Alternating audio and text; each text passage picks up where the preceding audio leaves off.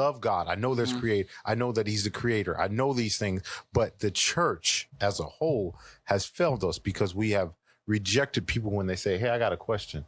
Why do bad things happen to good people? And they say, just pray about it. That's right. That's one of the things that really gets me. I just don't understand why it isn't addressed head on. And it's we have an answer. We've got other examples just in the general current events where leaders are being called to task, and instead of showing up where they know the people are going to be putting on a display, they could take the opportunity to actually address it up front and be there to let people yell and scream at them, and then after they exhaust themselves, maybe actually stand and talk and actually hear some of the things they want to say, but they don't do that. They hide. Right. And so what happens now, the overall, the long-term effect is people that have experienced that say, I'm not with that. I don't want nothing to do with that. I'll call myself something else, but not. Mm-hmm.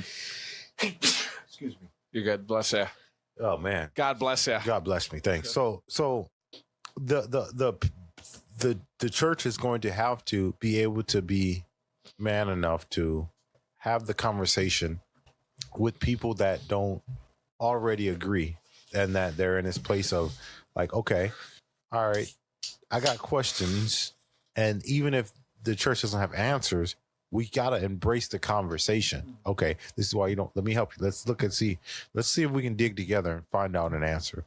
But we can't forfeit our mission just because you guys are, it has to be conversations that don't get had end up being conversations that don't get had.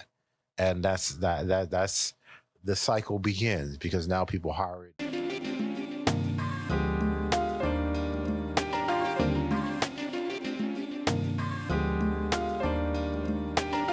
Number 209 with two of my favorite people, the OG, Professor Phil, and the youngin, the rookie, the vet. He's the rookie and the vet, Pastor Joseph Webb IV, for a nice, fun late night session. I feel like I'm Howard Stern right now. Thank you for only I'm talking to two attractive dudes instead of like some porn stars. Oh. Well, I don't know, unless I guess I don't know what else you guys do. Thank you for having me. Outside of here. Thank you for having me. I'm honored to be here, man. It's a blessing to be here, man. You could have anybody come in here, and you chose a little old Joe Webb. You know, it's good. Thank you. I don't take this for granted to invite me into your podcast. So thank you for having me. I'm honored to be here. Hopefully we can get some good, tangible conversation going. I never could have imagined that I'd be mistaken for a porn star.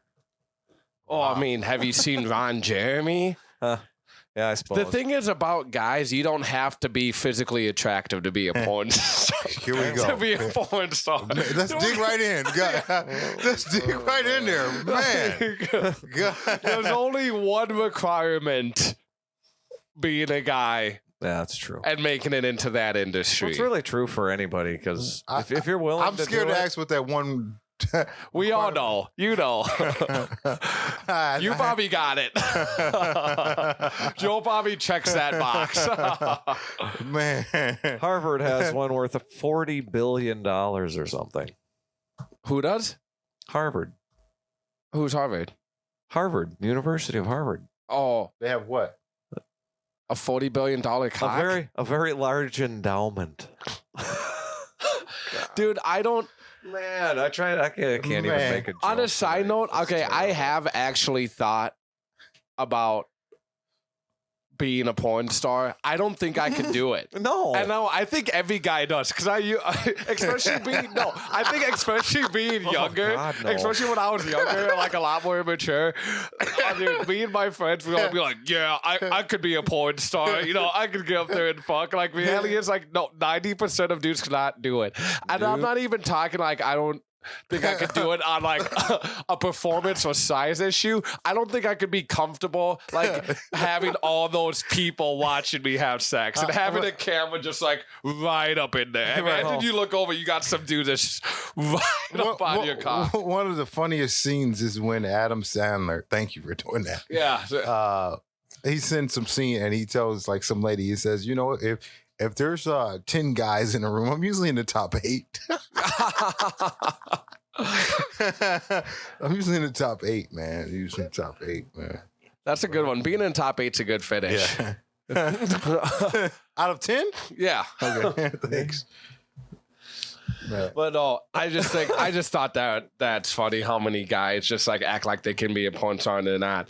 But porn has changed a lot. You know what? Here's a good way to put it. Pornography is like the sociopathy of modesty. That's a big word. So what does sociopathy mean? A sociopath is somebody who it doesn't matter what they do to other people. It never affects them. What I want to know is if porn stars jack off to their own porn. Oh, I'm sure that some of them have a fixation with it. That's like jacking off to yourself. Yeah. You remember? Yeah. I've never thought about that till now. That's just an extremely materialized symptom of narcissism. What do you think smartphones and how porn is so accessible and what it does to the young man's brain nowadays? We know what statistics tells us that it does. It forfeits that urge and desire of the natural urge to be with a woman. Because it's too easy. Yeah. So what happens now is that it's like a dose of sugar. It's good and pleasant on the one Just end. get a little bit more in there. But the long-term effect to it is that a young guy that is not mature in his people skills and his interaction with women results to that that experience instead of the organic nature of a man and woman. And now when he does get himself in the place with a natural woman, and that erotic nature is tainted because he's used to looking at women that are getting paid to be porn stars, right? They got the enhancements, they got the flat stomachs, the belly rings, the perfect bodies. And depending on where you're at, I get it. If you're in Miami, yeah, everybody's walking around that looks like, but in everyday society, that's probably not what you're going to be looking at when you have this porn avenue. Because a guy that's watching porn consistently, he's not experiencing a lot of desire. It's an urge. It's a release. It's a void filler. So if a guy is not getting that, he's filling that void with the porn. So what it's doing, it's diluting his people skills, his game. So in order to get a woman to lay with you, there's a couple things that have to be intact. Not that I'm a specialist, but let's just look at it overall, like nature of man and woman. You have to have good people skills. You have to have some swagger. You have to have good hygiene. You have to have some form of swagger that's desirable. And then you have to have. So porn stars don't gotta have swag. Well, that's completely different. I know what you're saying. So have you ever interviewed a porn star? No, but I'd like to. So there's one on Alan Parr. He interviews a porn star that used to be. He used to be a porn star. He's actually a pastor now. Okay. And he was just giving him just hardcore, authentic things that happen in the industry. And after that interview, it's not so appealing. It's like the stuff that goes on, it's almost borderline. It's borderline suspect. Right. Like the stuff that he had to do and that he was asked to do. It was, I wasn't laughing at him. I was laughing at the scenario. For sure. Like he would say, like you would go and be sitting in a room with like guys and they're trying to get so they can ejaculate. And and I'm like, well, and then he would like, see, that's the part of porn I couldn't do. You know what I mean? Like just being in a room full of guys jacking off together. Well, and if you're that's an orgy. That's a man orgy. If you're a guy that's interested in being a part of the industry, more likely than not, that's the only part of it that you're ever going to get to participate in. Because those are just the numbers. Yeah. I mean, you got like, what's the ratio? Like every fucking 20 guys that want to get into porn, there's one chick. Maybe even greater than that. At this point, I don't know how anybody could even make a claim to have any idea what the number of outlets and the number of people that are generating it on their own now. Nobody even knows. Yeah. Being exposed to porn at a young age definitely like fucked my swagger up, and made it tough for me to just initially just communicate with women. It was just like I was so afraid of them when I was a fucking like teenager, and I was just, you know, going through puberty. I was ready to kind of make that move, even though I had watched so much, like watching so much porn and like tainted my brain. It's like I didn't know how to start something organic with them, and it took me took me a few years to really fucking break out of that. Yeah. And so just imagine what that will do to humanity if guys are doing that and they're What's even worse now, because you got to think, because I was looking at it, the internet was up, I was downloading it off LimeWire, you know what I mean? So I would say you had to be a little, I wouldn't call it like super tech savvy, but you definitely have to be a lot more tech savvy than you are today. Because it's just now, it's just being on your fucking smartphone, dude, and just the accessibility of it and how good it is now. Like,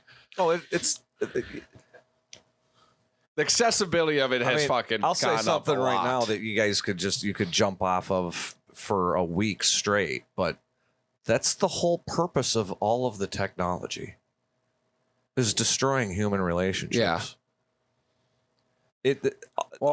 Every single element of it is designed to give you another focus that is designed to manipulate you physically to only want to use it. Right. But I don't think that's the intention of the design. Yes, it is. In my opinion. I see what you're saying, and I agree with you for a lot of people. It's stated in their own research. The people who make the things and program and make the software, at the core of it is somebody who wrote the research about what the actual purpose is. You might have to go back to the 1940s or 1950s to find the papers, but they're there. Right. And you're saying then that's to destroy organic conversation, human interaction, things that we're doing right now. The early traffic that was on the www internet with the dial-up modems, the 56.6K modems. I think it was something like 90% of all of the revenue from online traffic was for pornography. Oh, dude, it still is really high like that. I'm gonna do a quick Google search actually for that. Every single interactive media adaptation and gadget or whatever that for the online world, and the hitting the buttons and the video play and the audio and the recording and then the links and all of it, it was basically all born on porn sites. All of it. Wow. It's almost like, you know, makes you feel like the interested parties were collaborating from day one. But, you know, porn is responsible for a lot of tech innovations, like Phil was saying. I was watching. I can't remember what I watched. That. One of the first. I want to say according to this video I was watching, one of the first things that the porn industry, like when you're scrolling on YouTube or Facebook and you see, it's like you just see the thumbnail of the video, but you don't actually click the video, but it starts playing. Yeah. Right. Porn industry I don't know. What did you just say? Okay, so when you're on YouTube or Facebook, and you're just scrolling, but yet haven't like clicked a video to watch, but you're looking for videos, the thumbnails. Oh yeah, and they'll start showing like clips of the video. It does that on my Fire Stick. Yeah. Okay, so the porn industry was the first. They were the ones that invented that idea. Yeah. And now it's used on every social media platform everywhere. Okay, this is just a quick Google search of some porn stats. Every second, 28,258 users are watching pornography on the internet. That's every second. So at first I was like, oh, that number seems kind of low, but then when you every second, it's pretty high. These measurements, when you break it down to a unit of time like a second, well, what in the world? What were you using as the number that you manipulated a number somehow with the number of seconds in a day? or an hour or a minute or what? That these numbers don't mean anything. 25,000 or whatever are watching pornography every second. Okay, That's just a stupid number, because at any given time during the day, there are at least several millions of people watching pornography. Oh. That I don't even know what that number is supposed. What is that supposed to mean? Because then you got this stat: 40 million American people regularly visit porn sites. 35% of all internet downloads are related to pornography. About 200,000 Americans are classified as porn addicts. How much? 200,000 are classified in quotations, or classified porn addicts in quotations. Yeah, but you have to accept the concept of an addict to think that means anything. That's right. Okay. Porn is bad. Let's go. Yeah, porn's bad. Let's go. We all got that. But okay, but it can't be good in any way, shape, or form. No. You don't think so? No. Because what it does, it forfeits the urge and the desire for that woman that you're dealing with. As a man, you're really like a computer. You're soaking in this data, and this is what it causes to get you to that highest point. This thing, and there's not a lot of. It's like this euphoric sensation that's not reality. Mm-hmm. You can scroll on porn and you see all of these gorgeous, drop dead, beautiful women willing to do stuff. That's not reality. Oh, if you go looking, there's plenty of absolutely disgusting ones too. They're all participating, dude. Everything's beautiful now. Let's deal with that. Let's talk that. Everything's beautiful now. That's a good it's not. segue. But this is what happens. We have told people you can have as much weight on you as you want. You could be as masculine. Incorrect. Let them go. Yeah. You can be as masculine as you want. You can fart, you can burp, you can snore, like all these things. I fart. You're a man. So, but women You're a can't man. fart? Can they poop? Can women poop? Okay, so these are things that are not desirable to a man when a woman does it. Yes, biologically we're going to do that thing, but this is just hear me out. Please. No, I'm hearing you. I'm hearing you. I'm just asking you to hear me out. Okay. If you get 100 guys in a room, and I like to. I'm not just generalizing to be right. I'm generalizing to sell my argument, and my point is that if you get 100 guys in a room that have some form of foundation with family, integrity, a moral code, personal convictions, these things, just solid men, and you say, what's desirable? Do you want your girlfriend to fart, they're the dominant answer? That means the majority is gonna say no. I'm repellent against that. That's not sexy. That's for long. No, I have to disagree actually with that. Maybe. You think, hold on. Whoa, okay, I'll let you go. Hold on. So when you disagree is what you're saying.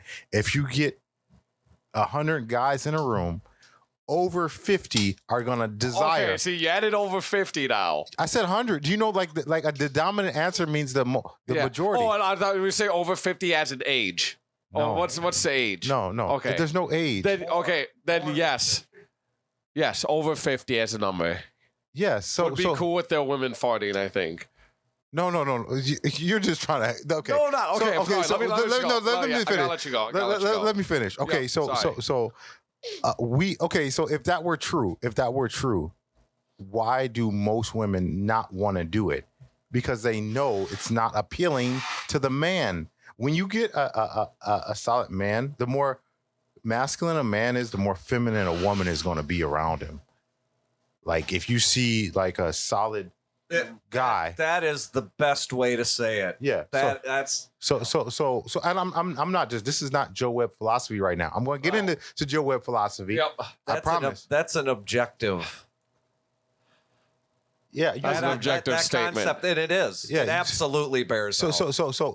So now since we can agree to that, now we can move forward. Okay. So therefore, when we have told women that they can do anything, it's enabling relationship. It's disconnecting from the organic nature of man desiring woman from an erotic standpoint. In other words, there's no sexual urge or attraction for this individual because of this turnoff, this thing that I'm repelled against.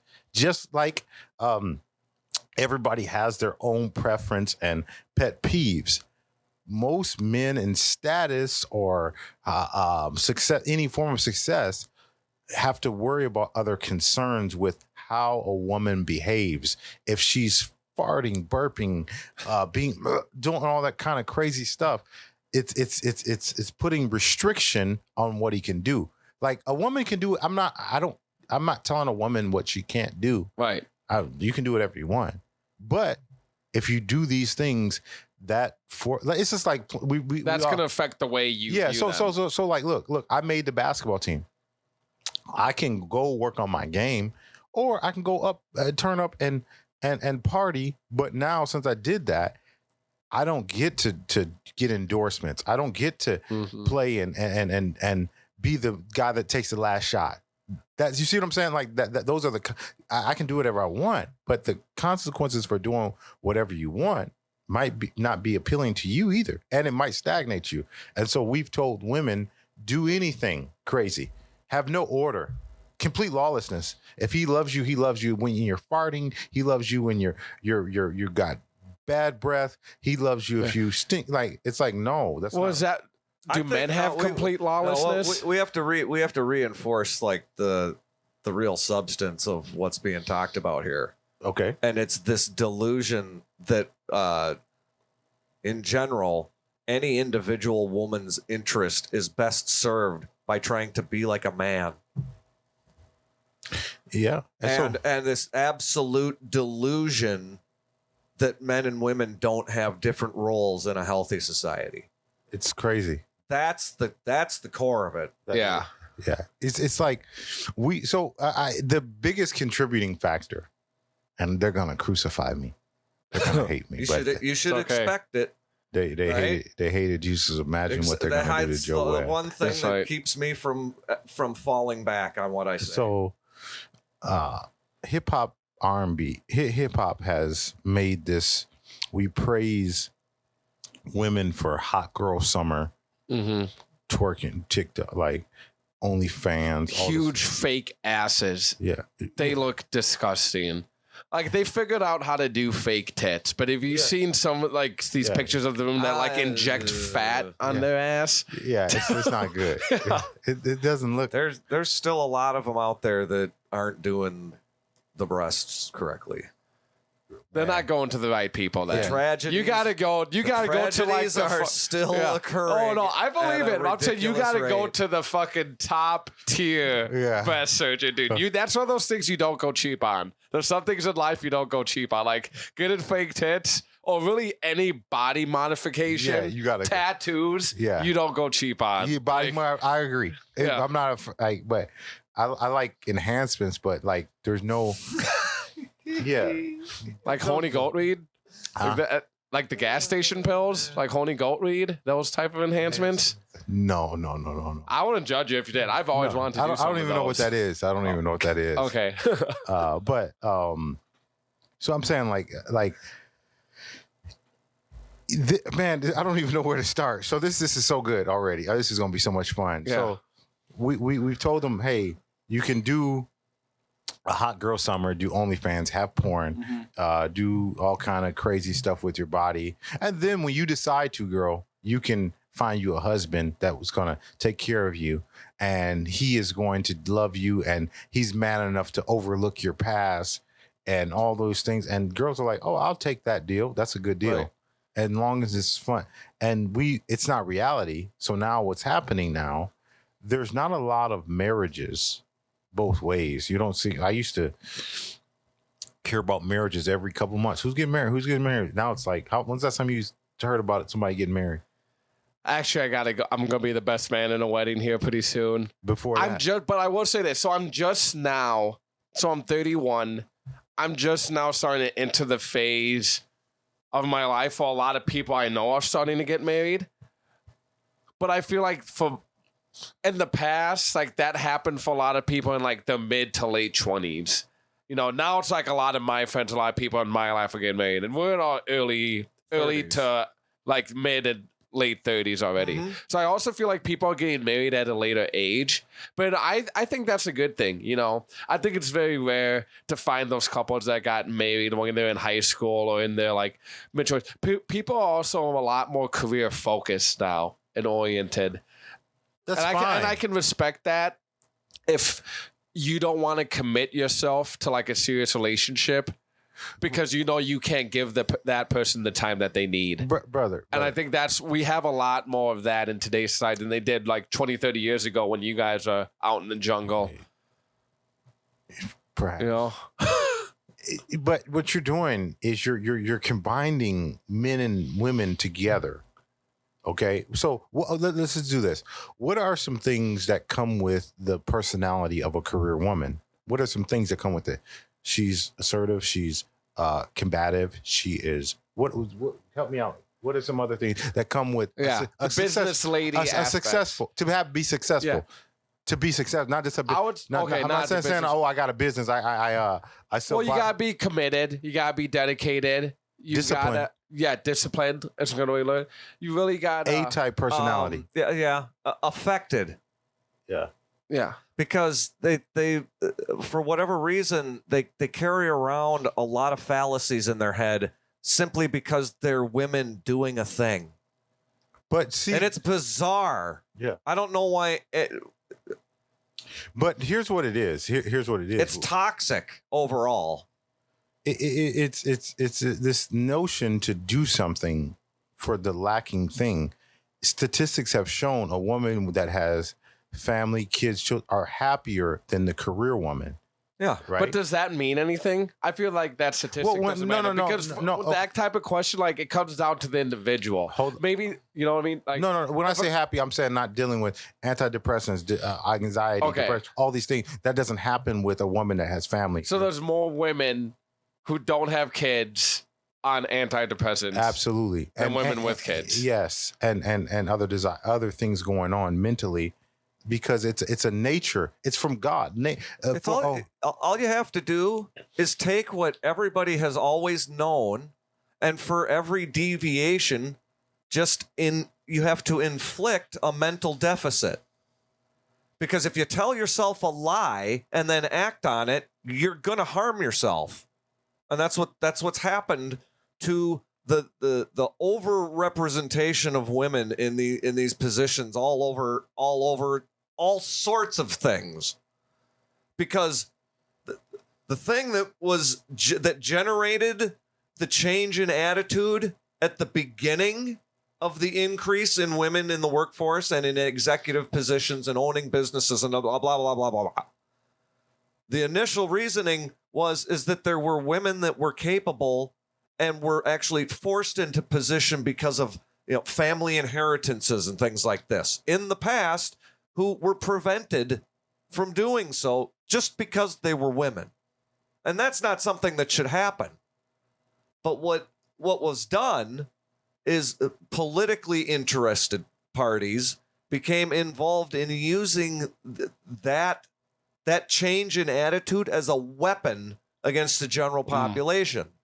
And so what they did is they created a psychological campaign to tell women who naturally sought the housewife role so that they could, get married and have a family, and that they shouldn't be doing that. That having the fulfilling part of life that God gives everybody as a basic instruction, that somehow, if you believe in that you're the bad one.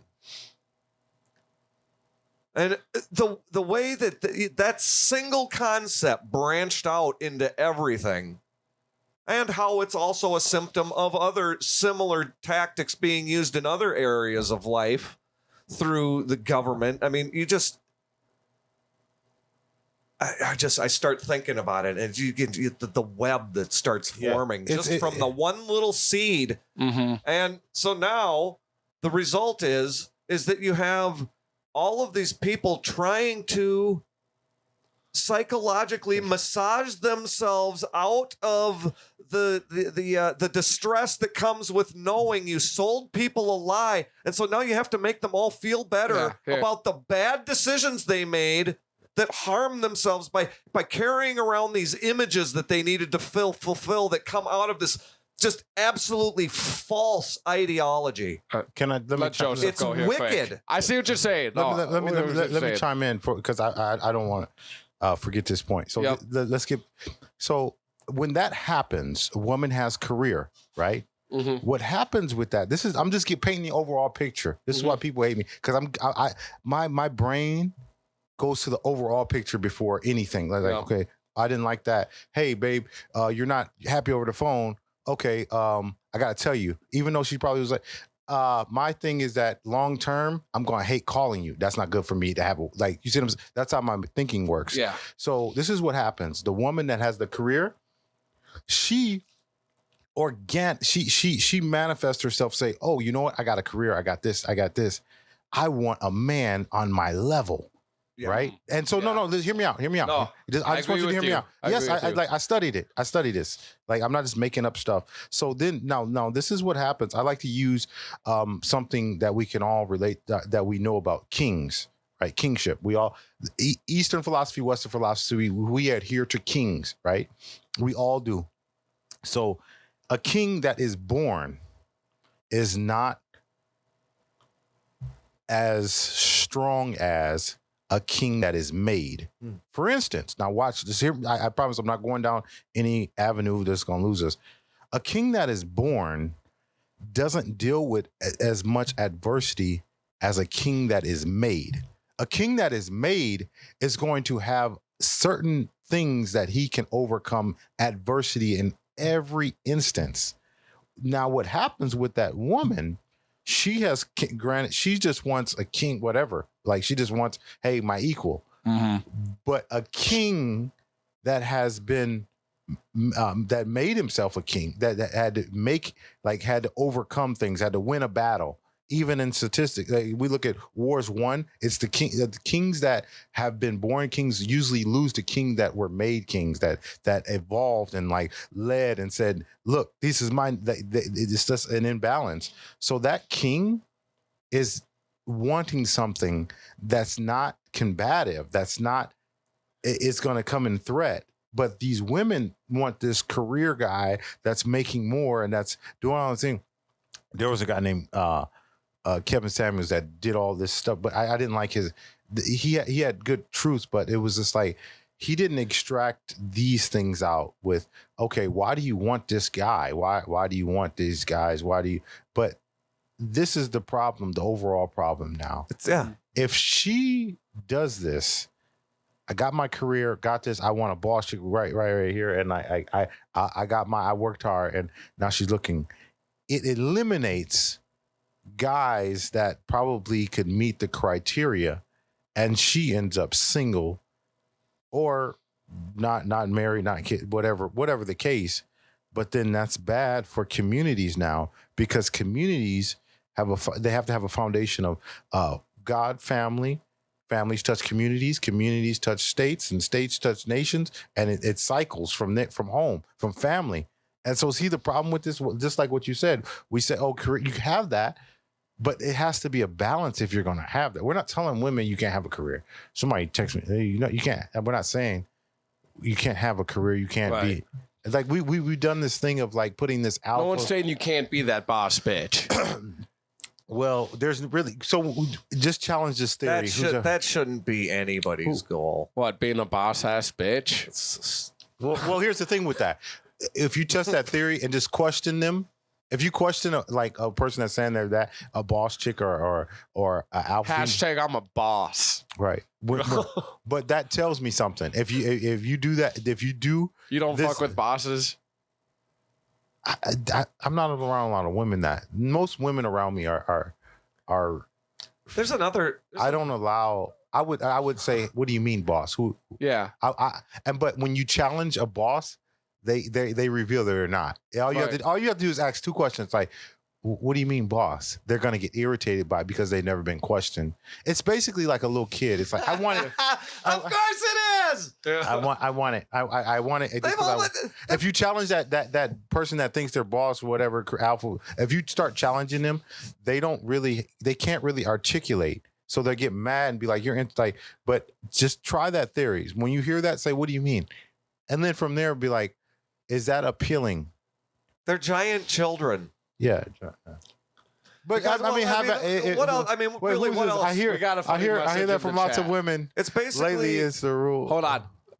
Do you want to read it out loud, Joseph? No. You go ahead. Use your thing. Okay, we got a message in the chat. Because it might be some swear. I think this is a pretty funny rule. I hear it from lots of women lately. I hear it from lots of women lately. It's the rule of sixes. 6 feet, 6 figures, 6 inches coming from the same women and guys' DMs asking for money. These are the same women that call themselves boss bitches. Wow. You know what I put out of that? 666. That's their rule. That's the devil. It is. That's what boss bitches wants the devil. But see, okay. The boss bitches, their mindset is wrong because no matter how much money you make or what level you are, like how good of a job, like what class you could say, love isn't about finding someone who's on the same level as you. No, that shouldn't matter. Here's an element that shouldn't be forgotten, is that the percentage male to female as it shifts more towards male as you go up the ladder. That puts, I mean, if you're somebody who's really committed to in some gigantic commercial interest and you working like 60 hours a week or whatever, and you're just always in this office building or you're always in the car traveling to spots. Good luck trying to be in a committed relationship or whatever. If that's no, but this is the thing. That's your schedule. The environment that you find yourself in where any opportunity comes up, it gets more dysfunctional. Yeah. Because the higher you go up any pyramid, the more psychopathic everyone is. They have to be there. So a woman that has let's just be practical. Yeah. And this hates people don't like practicality. It's just they want rainbows and yeah, but so this infinite kittens and being practical. Okay, I would like infinite kittens. A woman that has career or whatever business and she's just boss. She's got it going on. She wants a guy, right? That guy's got to have swagger. All these things, probably fit. Yep. All these things. Yep. So she's gonna have to tell him, I don't have time. Sometime, right? She's gonna have to tell him, I got to do this instead of take care of these kids. It's not like we've told people like you could have a home, kids, and like all that. You're taking care of the home and you're doing all these things and like all these things. What is it? Okay, you can finish. I can read the message out. Okay, you'll be the messenger. I'm glad people are in the chat. So that's awesome. That means we're doing a good job. Yep. So, but putting these questions out there makes it like, oh, I just want it. And it's like you see this. It's like this euphoric sensation and desire. I just want it. I don't know how. It's like a kid going to a store. I just want it, but you already have one. I don't care. I want it, but you got 4 of them and you don't play with them. I want it. And boss chick, career chick. Hold on, you gotta read the message out loud. It's right in my book. I've been on this. You gotta do it for the viewers and for people listening to this. So for that moment of silence, Phil showed Joseph a statement he had written down in his notebook. Read that statement. Say it out loud for everyone. The way, just in general, the way my brain is turning just during any given moment of the day, whether I'm at work or driving somewhere or whatever. It's always like general themes that I concentrate on. And for the past couple weeks, it's been values versus wants. Because it was triggered by a CNN news clip. Hold on. But I feel like it should be needs versus wants. No, it's not. Because needs. I feel like you can't compare a value to a want. That's the whole point. The clip that I was watching let's see who. Oh yeah, it was. Yeah, it was a former anti-abortion activist Here we go. who had turned back. He regretted everything he's ever done when the Roe overturning was issued, right? And the CNN anchor just as disingenuous as you can possibly be, frames it in this arrangement as it's an issue of opposing values. And it rang so false with me, just the way the whole thing was being presented and the way the anchor said it. I'm thinking to myself, there's no opposing values. There are values that are worth something and they stand in a set. And there isn't any generating a position in opposition to that set of values that is itself reflecting any value whatsoever. And once you realize that, then you realize what it is.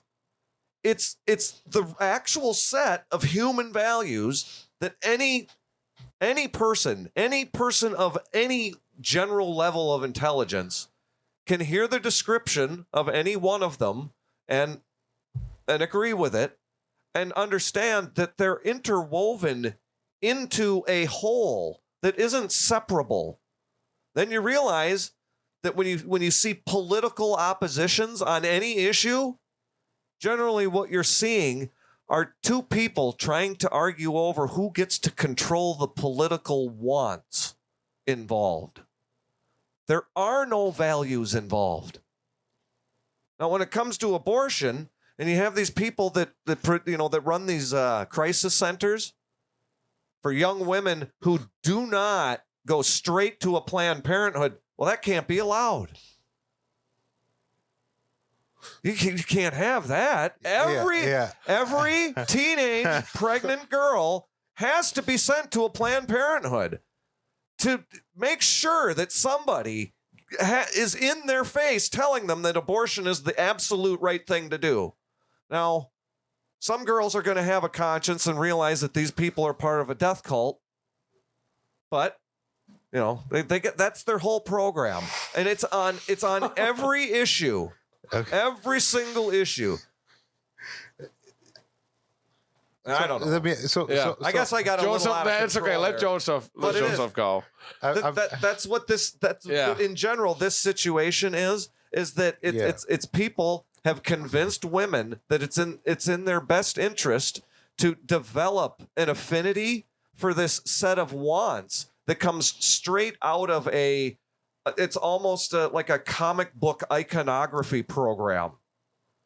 And that's why this Instagram shit is so toxic, because it's just flash blasting you with people's happiness, with their fake overdone whatever these productions the butt are injections that put all of these just and false images. Yeah. It's just more false images. Here's the false image for you to worship, golden and then calf. here's the channel for you to send all of your own self-generated stuff. Let Joseph go here quick. Here, you had something to say. And it's Well, I mean that's a whole. I think we should do a whole nother podcast on that for the things at hand, though. The dating world. When's the last time you've been on a date? Have you been? I haven't been on a date in 10 years. What do can you? Let's get to the questions of Okay, we'll transition here. We can go down a rabbit hole about abortion and all that, but what is the general? What's the dating world like for you guys now, being in your 40s? Oh, it's bad. And just being older, I guess you could say. Let's look at it from an age point.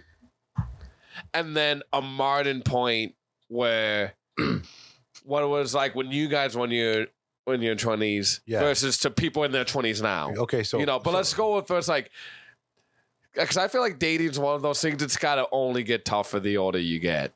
Yeah. But Once you get over 25, dude, the but women, it's some variables the to it. chances you have of being with a woman who's already got a kid, fucking doubles, triples, quadruples, Yeah. 6x every year you go up. Yeah. Not saying that's a bad thing at all, but Wait. Is it a good thing? No. Okay, so depends how you look at it. well, if you look at it from that's okay. So the modern women want this grace. I get it. I already know what I want. I know what a woman wants. Just be left alone. Go with it. Yeah. Don't question her behavior. And it's like that now. Grace and empathy. You being in your 40s. Grace and empathy is what they want. Grace and empathy. And understanding, right? And that is granted. You got to be able to do that. Grace and empathy. Mm-hmm.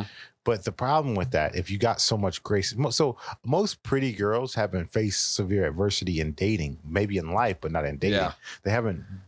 You normally dealt with a guy because, like, The girls that peaked in high school, they don't know how rough the dating world actually is. So when there's a lot of people who are lucky enough to be attractive, and you don't even necessarily have to be attractive. It's the self-esteem. Yeah. It's the confidence. It's the mental shit Yeah. that goes on with it. Because you can be ugly, but still have a nice the body. same self-esteem and confidence as like the hot cheerleader. Well, in high school. It does something for a woman. It does something for a woman when she gets to bypass lines, free drinks. Like most women, like That's I true. got three nieces that have hung out with NBA players, NFL players, because of. I was like, man, because of their physical appearance. yeah. So it just for a guy, we don't get in that celebrity status. Like women can put feet pictures up and make a living. Yeah. I tried it. It didn't work. They didn't like my feet. I'm just kidding. Do you clip your toenails, bro? I do. What are your toenails looking like? Dude, some dudes' feet be looking fucking nasty. Certain women's feet be looking nasty. But I would bet the average woman takes better care of her I'd not even say feet, just hygiene than the average guy does. Well, I don't think that's true anymore. I would have to say I'd have my money women know better on hygiene Have than you guys. been outside?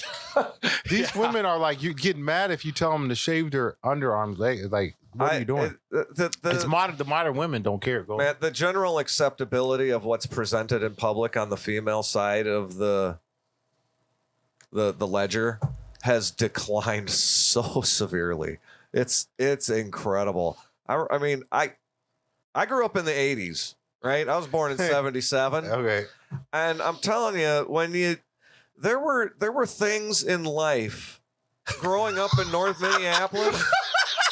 We just did Dude, the neighborhood and going to church on Sunday. Yeah.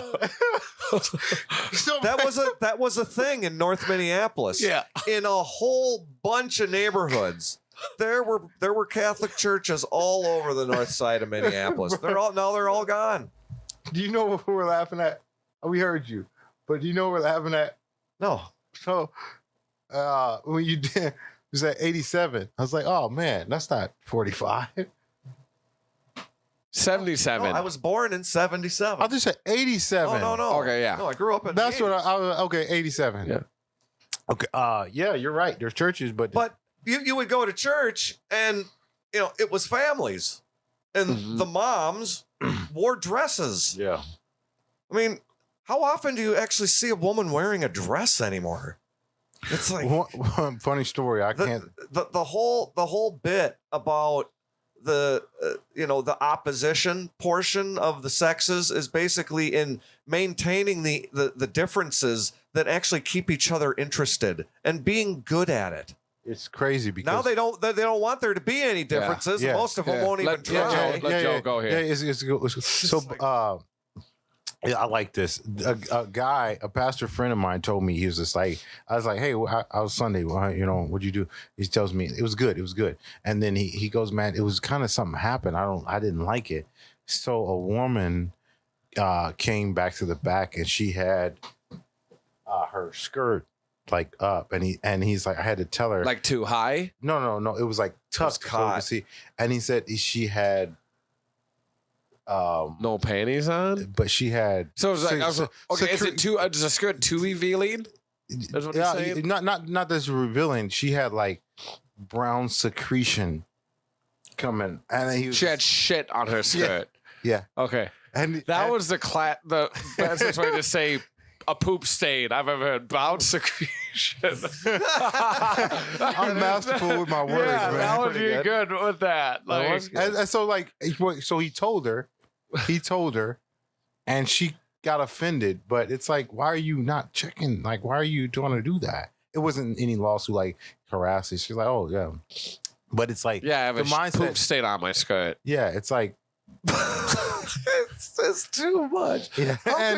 How could you be anything but thankful for somebody to point that out to? And it's like, this is the world we live in. You can walk around with a damn skid mark on your skirt all day, and nobody. Oh, good Lord! It's just like, man, this is the world we live in. If you correct or chime in, it's how dare you? You can't. Mm-hmm. How dare you? That's why just actually be sitting at a table with somebody who will talk about something for more than 30 seconds.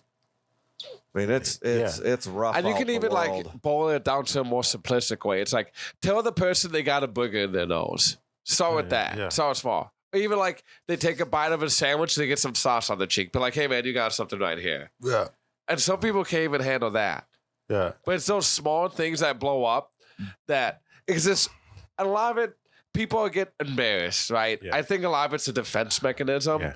You know, that chick has the skid mark. You know, I think like you appreciate it, like you appreciate it, but you don't wanna. Yeah, you don't want to admit that. Oh man, did I really just put a dress had a skin mark on? Like how embarrassing is that? So it's like their natural reaction to kind of get defenses because you don't want to take that accountability and admit that you're just that clueless to your appearance of when you walk out of the house. That's just crazy. Most real women I know and that I've been around and seen and heard stories of, they check for that kind of stuff before they leave the house. Yeah. Am I good? You know, just a woman. Well, how do you have a skid mark that's fucking bad? Yeah. Like, think of how bad a skid mark has to be. He said his office was like, that's how he knew it was. It was smelling like shit.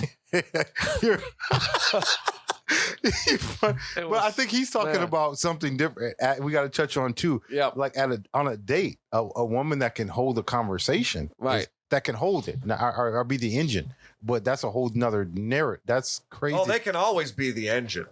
Well, I think that's not a conversation. That's a monologue. I actually think most people can. I'll give people the I don't even want to say benefit of the doubt because there's no doubt in my mind. I think a majority of women and just people in general can hold a conversation, but we're too picky of who we choose to hold that conversation with nowadays. It's not that they can't do it. It's that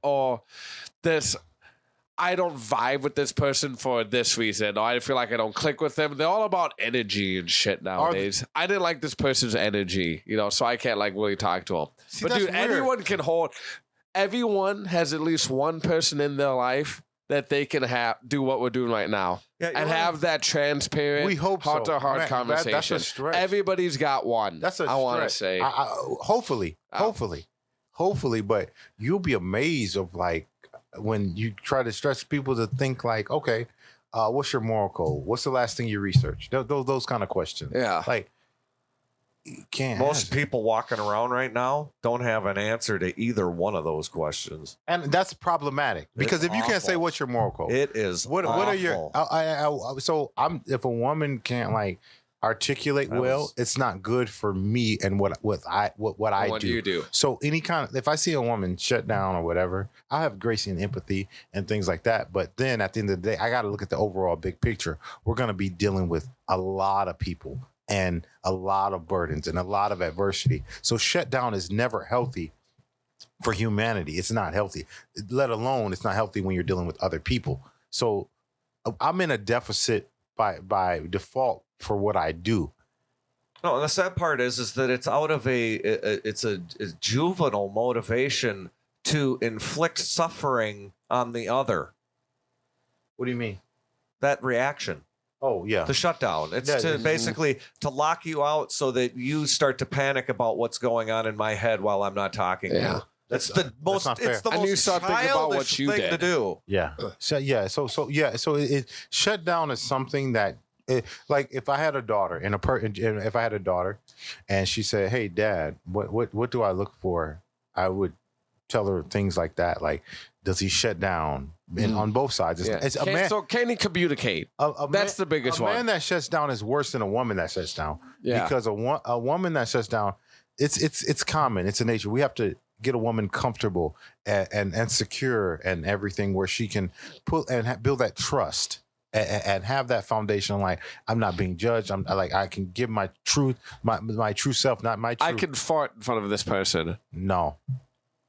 Because here's why. In front of this person, not in front of a group of people. No, in front of this person. let me tell you why. So I disagree, because I feel like a lot of people say the big thing about it, it's not the first kiss, it's the first fart. No, That's what matters. No, you wanna know what fart in front of me. I know you fundamental fuck with me. problem? I know you're comfortable with me. So you're willing to do that. This is why I'm different. This is why Okay, I'm yeah. different, because that does something for my erotic desire, and I shouldn't have to forfeit that. I want my wife. I want my one woman. I want one. I want one. I don't want to have other desires, and that experience puts something in my head that's not appealing to my nature. I'm not like to my nature. Things have to be desirable, and so once that's there, it forfeits that. It doesn't augment. It's like, oh man, it diminishes my desire. It's like, oh, it's not. Yeah. It's not. I totally understand what you're saying, but wouldn't you want someone to be comfortable enough with you where you're not putting the stress on them? What's like, fuck, I have to really fart right now. I have to like leave the room because I know if I do it in front of my man, he's gonna think less of me. No. Here's the thing. Here's the thing. What's more valuable? What's more valuable? A woman has to answer. Do you want a guy that desires you at every time, place, scenario, environment, or do you want to be comfortable to do that and turn that off? Because once that's there, like, women have done it. I think you can do both. Like, I think you want to be desirable, but dude, who wants to be in a relationship with someone who they can't even fucking be comfortable around? But so this is my, and if you're putting that stress on someone where it's fuck, I can't even fart. I gotta answer. This is my thing. My question would be, you want to do that around me? Because then that's if the answer is yes to that, then my quality of judgment is bad, because I don't look at that woman the same. So what am I doing investing in a woman that wants to do that around me? You want to fart around me? Fine, do you have that? Like, you see what I'm saying? Like, She may not want to, but it's a my function. mom does not want to fight around my dad. She doesn't want to do that. If you're saying you should be comfortable enough that if I let this go, I don't care. He doesn't care, and I know he doesn't think less of me or desire me less. So Because okay, when you ever been so comfortable with someone, it's like they take a shit with the door open. Never. For real. That's another level of comfort. I guess maybe this is something we feel differently, because I'm talking about just you. I'm not like talking no romantic things. So just if you a woman did that, and your romantic partner. Wait, and I'm not saying it's not because if a woman did that. It's not saying, hold on, let me finish. It's not about, I want him to see me shit or hear me shit or this and that. It's just, I'm comfortable enough where I don't feel embarrassed. I know he's still going to desire me when I'm wearing that dress out on a Friday night the same way he does now. Because we all have our different like sides and social masks when we go out. Because you guys, are you going to be able to wipe this woman's ass one day when you guys get older? If you really fuck with her like that. There's so many different variables in what you're saying, brother. So many different variables. Okay, so would you want a woman to accept you and embrace you if you say, I like doing oral sex on Saturday night? See how repulsed a woman would be with that? You see the hypocrisy and all these we got here. I don't see how you can relate. I like doing oral sex on Saturday night because it's being comfortable with. If you let me finish, brother. So I'll let you go. I'll tell you. I promise. I'll tell you. So women and men's interest is not symmetrical. It's not. What we find attractive is not what they find attractive. My point being is that a woman, if you tell a woman, hey, we can find a beautiful woman in the club and walk up and say, hey, I got a awesome Jordan collections, and I got a man thong, and it doesn't matter what kind of swagger she's turned off because that's feminine. That's almost gay. And so it's like, and then you say, you know, also on Thursday night, I do oral sex. They're going to be repelled by that. Am I right or wrong? They are. Yeah. Yes. Most are. Yes. I'm not trying to be right. I'm just trying to. Well, This is not rocket. You guys you've damaged me tonight. Why? I don't. That's a concept that I've never had in my head before, and now it's there. And Let me finish. Let Joseph go. I got it. So now. Thursday night, BJ. Hold on, let Joseph go. No. Yeah, no, I'm not gonna lose my thought. I like this is good momentum. I'm not gonna move. So you're saying something that repels the nature of oral sex for a man. So okay, when you say that, you mean the man is giving oral sex? Yes. Or receiving it. So if a woman, if you were about to do that, you give oral sex for a woman, and she says, I might possibly fart, and I've been farting all day, you would still do it? I want to give a fuck, dude. You're nasty. I want to give a The Doug fuck. Life Show, man. Yeah. You gonna get good ratings. Anyway, but would you? I don't care, dude. I don't care if she just ate fucking Taco Bell, bro. I'm fucking in there. I guess if I were faced with that, I would somehow try to make a shower thing first. Yeah, because it's not appealing. It's not Well, sexy. you know what? That's not sexy. I would think that anybody would just do that just out of common sense, just to because it's not sexy. It's not sexy. I agree with that, but everything Okay, we're talking about right now, I can't even. Sorry, go. Fucking A, man. It's not sexy. That's my whole point. It's not sexy. It's not sexy. Why wouldn't both people want to assure each other? Because it's, okay, so my point is that farting, that masculine stuff that men can do and get away with, women are not repelled by it. Every guy has at least one woman that he's seen a picture of or video of, or just even seen walking down the street, and he's like, damn, I would suck a fucking fart out of her ass. Every guy has said that at least once in their life. I've never heard that. Every guy heard that. You've thought it. That's what I know I've you heard have. before. No, I never thought. No, because I'm repulsed by that kind of stuff for women. I'm repulsed by it. What it is it's a juvenile inversion to communicate attractiveness. That's what it is. That's how attractive I find that woman. That's how ridiculous I would be to have an opportunity to interact with her.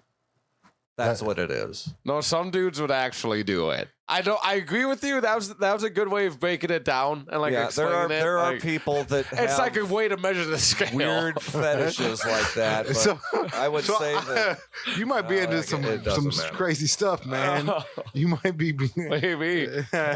So anywho, so that thing, I don't even deal with that. I have a standard to uphold, and people say, "Oh yeah, it's your." But if you don't have any standards and boundaries, what you want to do is complete lawlessness. Like everybody has a standard. Like there are women. There are whales in the ocean. There are, when you put ambiguity in these conversations, and there are sometimes, and some people, I know somebody. I was talking to somebody and for instance, the word dating. Dating. What is dating? Women. That word applies to I don't even know how many different situations now. Nobody even knows what it means anymore. So dating, people think they're dating if there's a dealing with, but they're like, women think a guy is dating them or would marry them just because they're dating them or dealing with them. But marriage is marriage. If you don't have the chip, the ring, the championship ring, so you're not like, that's not any tangible thing that you can. Well, dating is when you're seeing if you would be capable and of marrying this person, willing to. It's like the tryout.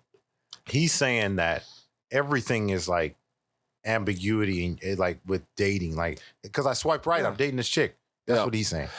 Nobody's actually. I wouldn't give the term dating that loose. Well, and you know what it is? It's the promiscuous merry-go-round that has made it an absolute mission for its own sake to basically obscure the definitions of all words. Well, okay. When's the last time you, be honest, like legit, like try to put yourself out there into the dating world, Phil, and try to like, I'm gonna. I got a better question. I haven't. Okay.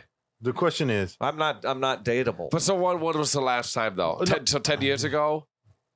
No, that's probably, 11 years ago was the last real interaction I had with anybody. so if in your perfect world, if we had to say this is your perfect world, what criteria would you put to date a woman? What are some qualities that you're desiring? What are you in your perfect world? You say this woman, if I married her, she would have to have these things. I would suck a thought of her out of her ass woman. What does that woman fulfill? I mean, first and foremost is just ability to actually communicate about a lot of different things. And again, I think it's one of those things anyone can do. I mean, no, it's not. I do. No, it's not, because most of the general conversation that I engage in on a daily basis is kind of a form of torture, because it's about nothing and nobody cares, and people say a lot of stupid shit. And if I actually interject anything, I'm the asshole. And it's a really irritating environment to exist in. But it's everywhere. You can't get away from it. If you actually spend any time thinking about anything, people, they just don't want to hear.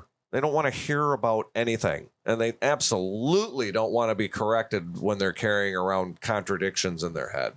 That's the worst thing. I got a question. Who's the wisest person in your circle? Like, just out of the people that I know in general? No. That you can call them and seek their wise counsel.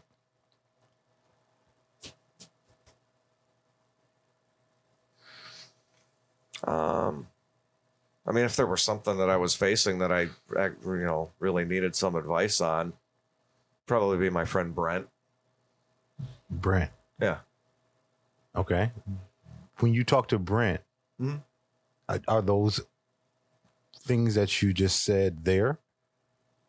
Oh, sure. So when you talk to Brent, you guys can dialogue and you have correction and thing. So do you have? Yeah, but I mean, he's a self-employed guy who's, he works in an industry where you got to know a lot of stuff, and he reads a lot of stuff, and I met him. He was a client, my dad's CPA firm, and I ended up with his account, did that for a handful of years, and we just became friends after that.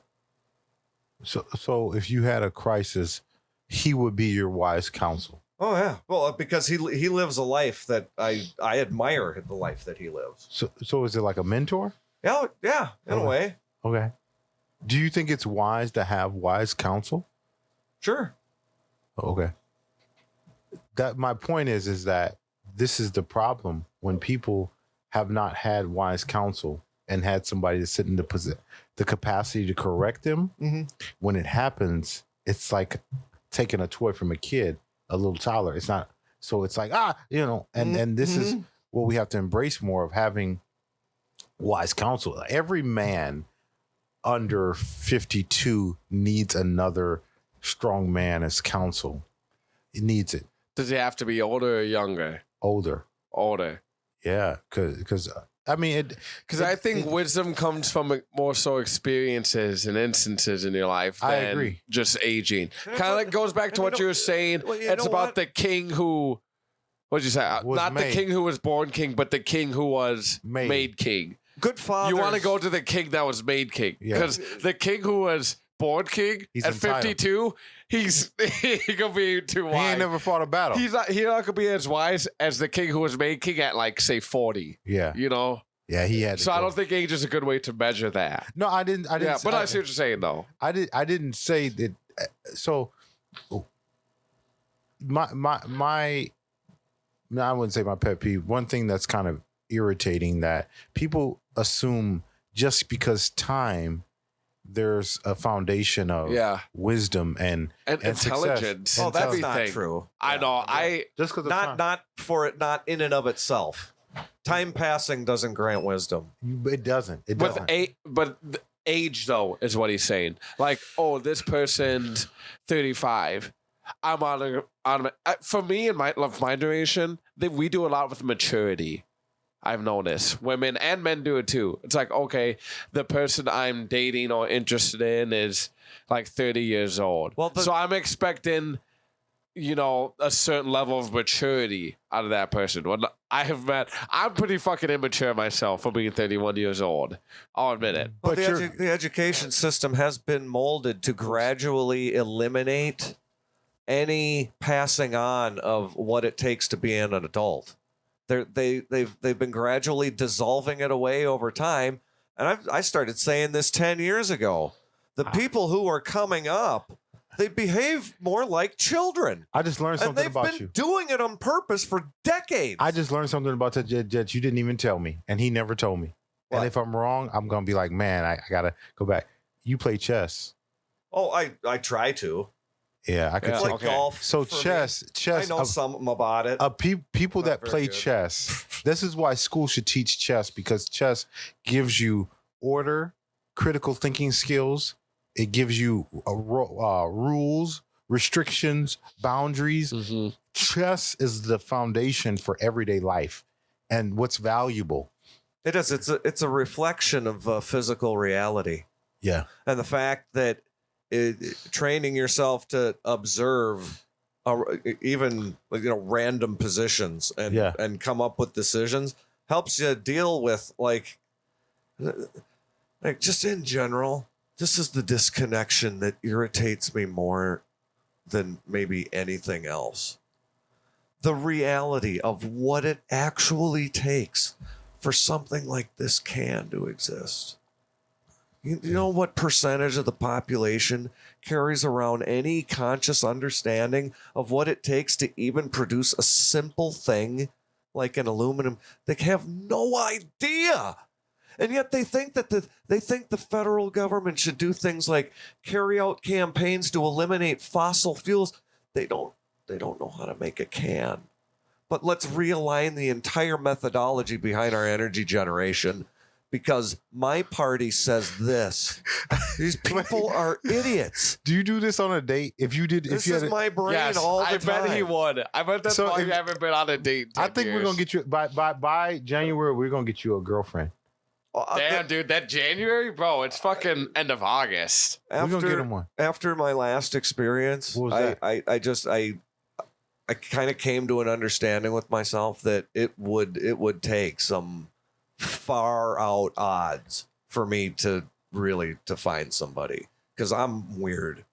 But you It's gotta. hard. but It's there's hard. It someone would made really for be you, hard though. for a woman to spend a lot of I got a question. Okay, so if you were on a date, you sit down at a table, you're a gentleman, so you pull the chair back and she sit down. What would be the first? She's nervous, and you could tell, Yeah. but she's nervous. The icebreaker. What would you say? Yeah. What would be the icebreaker? The first thing. Come on, that's what we're Just pretend I'm a chick. Okay, yeah, this is I'm a chick. yeah. And I just sit down here. Okay, well, if And it's, I go, okay, so this I is- say something funny As like, I'm not oh, meeting her for the first time, obviously. It's like I've arranged this with Yeah, somebody that yeah. I've asked out, and you we're want meeting. blind date. Well, what how was your day? What happened today? Would be my opening. Yeah. Go. Just- Oh, isn't you that know, what what- everybody wants? No. Yeah. To be asked about themselves?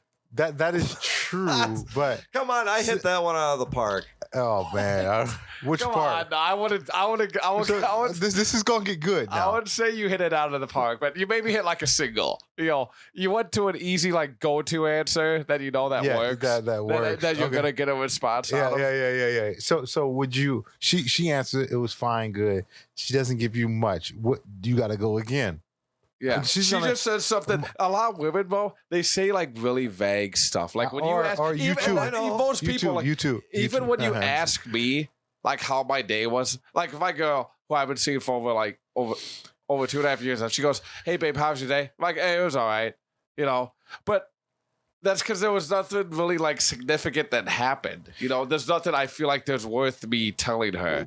Say if I got fired or I got a promotion or like someone had a fucking skid mark at work, like that, like funny like that or anything significant, I'd be like, "Oh, like you won't believe what happened at work today." Women don't. But if it's just a normal day, it's like, eh. Yeah, women don't understand that men like philosophical conversation. Like we don't really care about our day, but we will highlight stupid thing like it's an outlet. Work is work, home is home, fun is fun. Like these things, but that's a boring question. It only can be fine unless there's some kind of excitement within that. But it's a boring question because there's some it's fine. There's a client, whatever. And what about you? It's like that's draining. It's not. Yeah. I'm revisiting something that wasn't even exciting. And not only that, if I could pick up that, like, if I work and I feel like a lot of people say if I just got off an 8-hour shift and I've been looking forward to go on a date with this person or whoever it is, I don't want to fucking talk about work. Right. I don't want I don't go out to grab a beer with my buddies or like go on dates with my girl to fucking talk about work. No. Sometimes you do that to escape that world. You want to talk about other shit. Like first time Joseph came on here, I remember I always remember this. He's like, you want to stimulate their mind. Yeah. Asking them a question like, how's your day? Or those just really just basic, easy questions. That's not going to stimulate her mind. Yeah, if a man can stimulate a woman's mind, it does something with humor or knowledge, or just you can do it in about 4 different ways. You can do it with humor. You can do it with knowledge. You can do it with compliments, and you can do it with like goals and ambitions that stimulates a woman's mind. But women don't understand this. If they can stimulate a man's mind, it's even worse. He's eating all the palm of their hand. If a woman can stimulate a man's mind, just because it's so rare, it's desirable. And men aren't gonna say, "Oh, you're stimulating my mind." You'll see them act like kids and like want to be around you.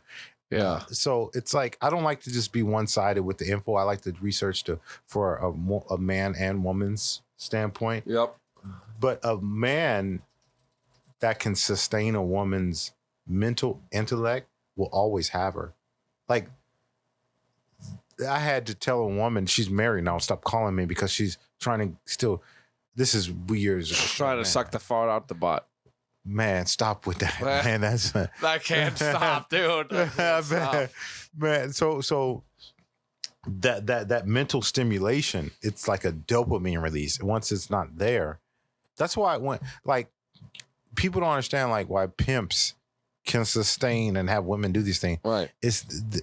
They're triggering something in a woman's mind to make her want to do things. And that's why it's good for a woman to have brothers, dads, and like brothers are dads, because I want to say, I don't even like for a woman to have, when they say, "Oh, he's just my friend," that means you wouldn't do it, but he would. That's what female friend was. Anywho, no, I agree with that. But 100%. Brothers and dads will kind of tell you the games, because you can get a guy that can stimulate the mind. He'll have you doing all kind of crazy stuff and you won't even know. It's like, but he loves me. Mm-hmm. Yeah. It's like mental stimulation is a tool. It is a tool. Mental manipulation. Well, manipulation. There's key. It's stimulation and manipulation. Well, manipulation. A lot of these pimps and a lot of like some of these really toxic guys have. Well, and women. And there are so many out there who were never exposed to any kind of a set of principles against which to measure behavior. Yeah. So they don't know how to measure the language against the objectively what's right in front of them. They don't even know how to evaluate their own experience, because nobody ever established a framework of how they should be treated. How to evaluate any particular action, because there's no scale. And because nobody taught how they should treat women, they have to figure out how to do that on their own. They have to outsource. And a lot of guys do it through pornography, that's what movies, that's and where they shit fill it. Yeah, and with shit the they see on icons. TV. Yeah, you know? iconography. The actresses, the singers. So going back after all this, Phil, now that you know that first question on that first date, you're trying to stimulate her mind. What's it going to be? But this is just absolutely ridiculous. Don't put him on the spot. Putting me on the okay, spot yeah. here like this. I mean, that's Don't put him on the that's spot. exactly I'm what I sorry, would do if I actually met somebody. Like, say, a woman came into X golf sometime. Yeah. And for what? No, I didn't mean to put for you on the whatever spot like reason, that. We kind of hit it off for whatever, and I actually have the balls to ask for a number, and for whatever, one in an absolute quadrillion, she actually gives it to me, and I set up a time to meet her. You know what I would do? I think I'd knock myself out until 10 minutes before I'm supposed to be there, and then just have absolutely nothing planned. Wing That'd it. be a great way to go on a first date. God dang it, man. I mean, I think you can. You're fit.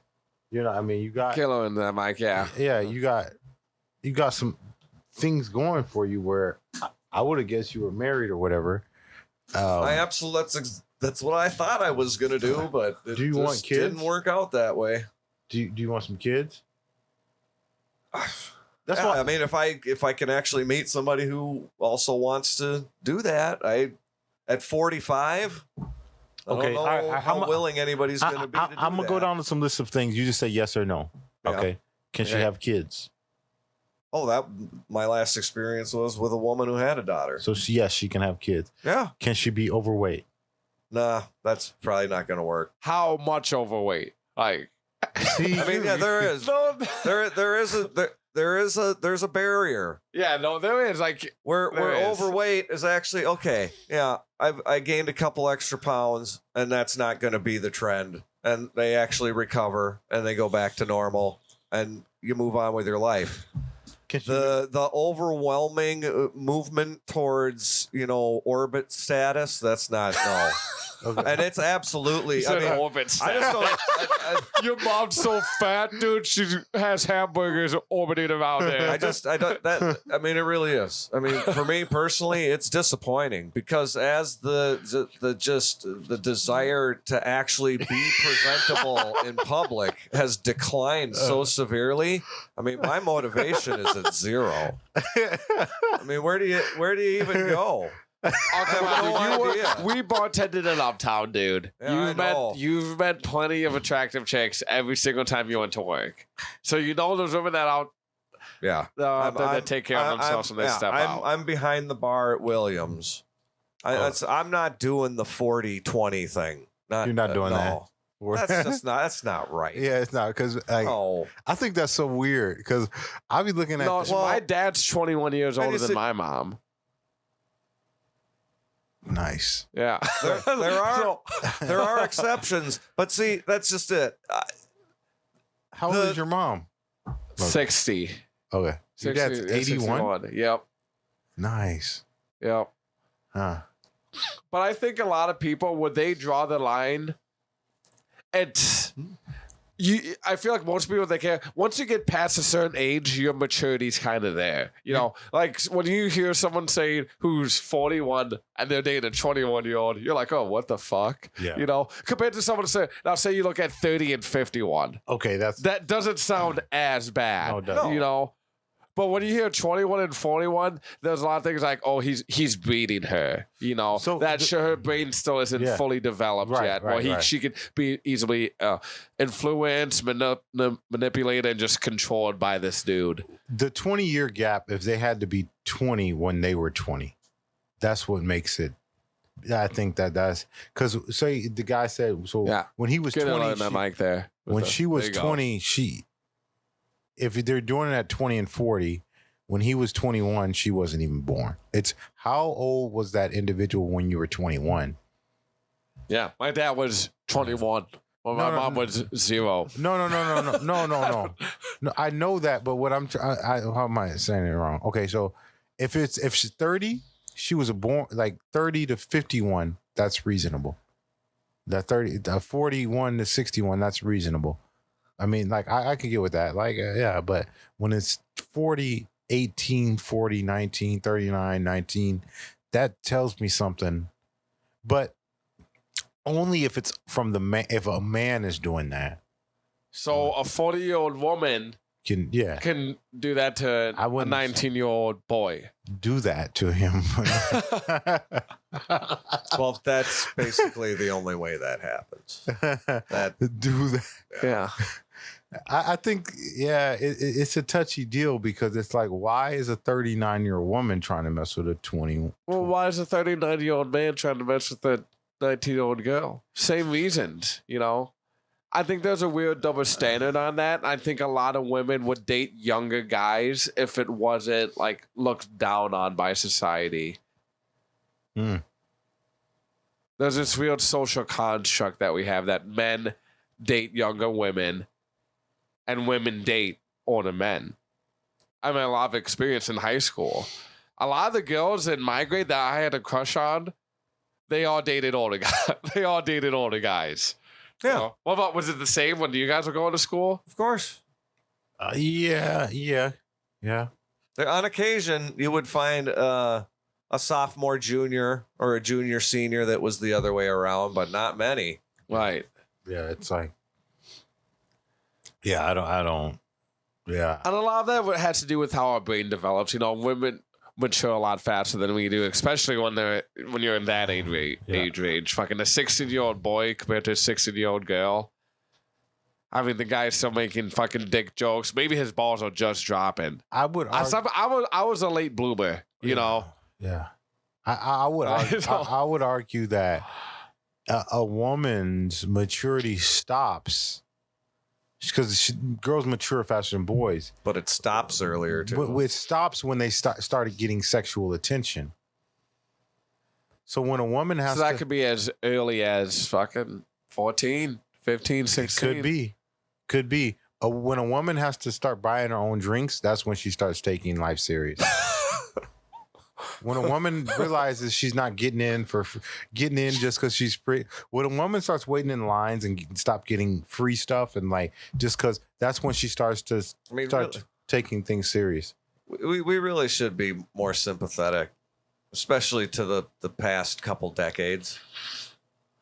I mean, the generation right behind me, man, I couldn't believe how fast everything started changing after it just at the end of the 90s. It's just, what the hell? Yeah.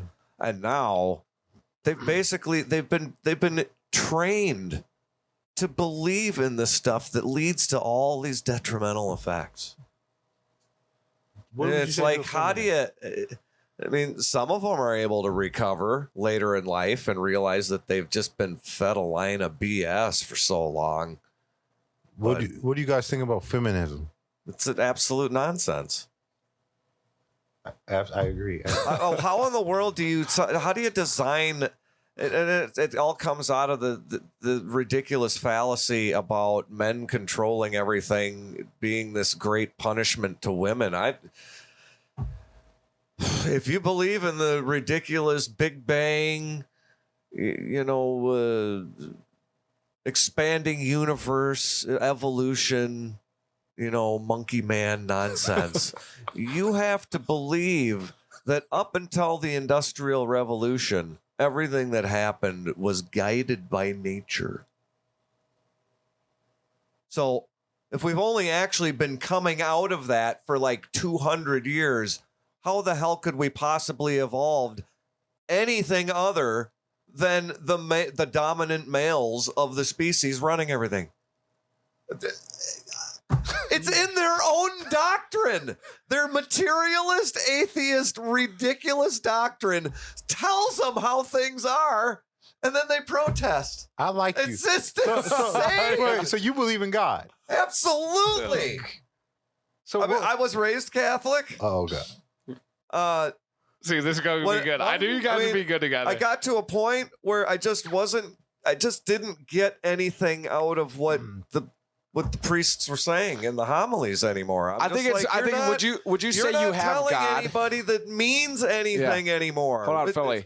So would you say you have God, but you don't have religion now? That's how I like to feel. Okay, That's how he likes no, it, no, no, yeah. no. Hold on. No. So religion, it means order. It means order. So you brushed your teeth today. You tucked your shirt in. You did these things. You put your nice socks on with your nice Converse, and you took your socks. That's order.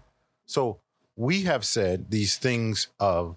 Now you got me going. Now now I can work. Now that's why I'm here.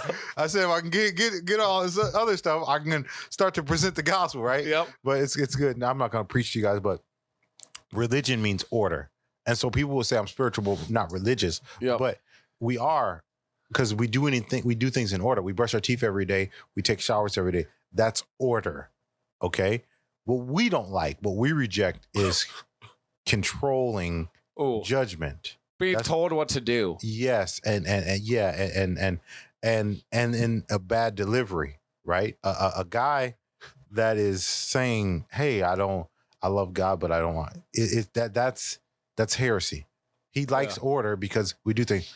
What he doesn't like is judgment, restriction, and those things. That's the thing, and so it's our job to love them and to nurture them and to embrace them in conversation. A lot of people don't. It's nothing to do with God. It's like, man, the church has flaming hypocrisy. They have failed me. Yeah, there's some. I don't want to be associated with that, but I love God.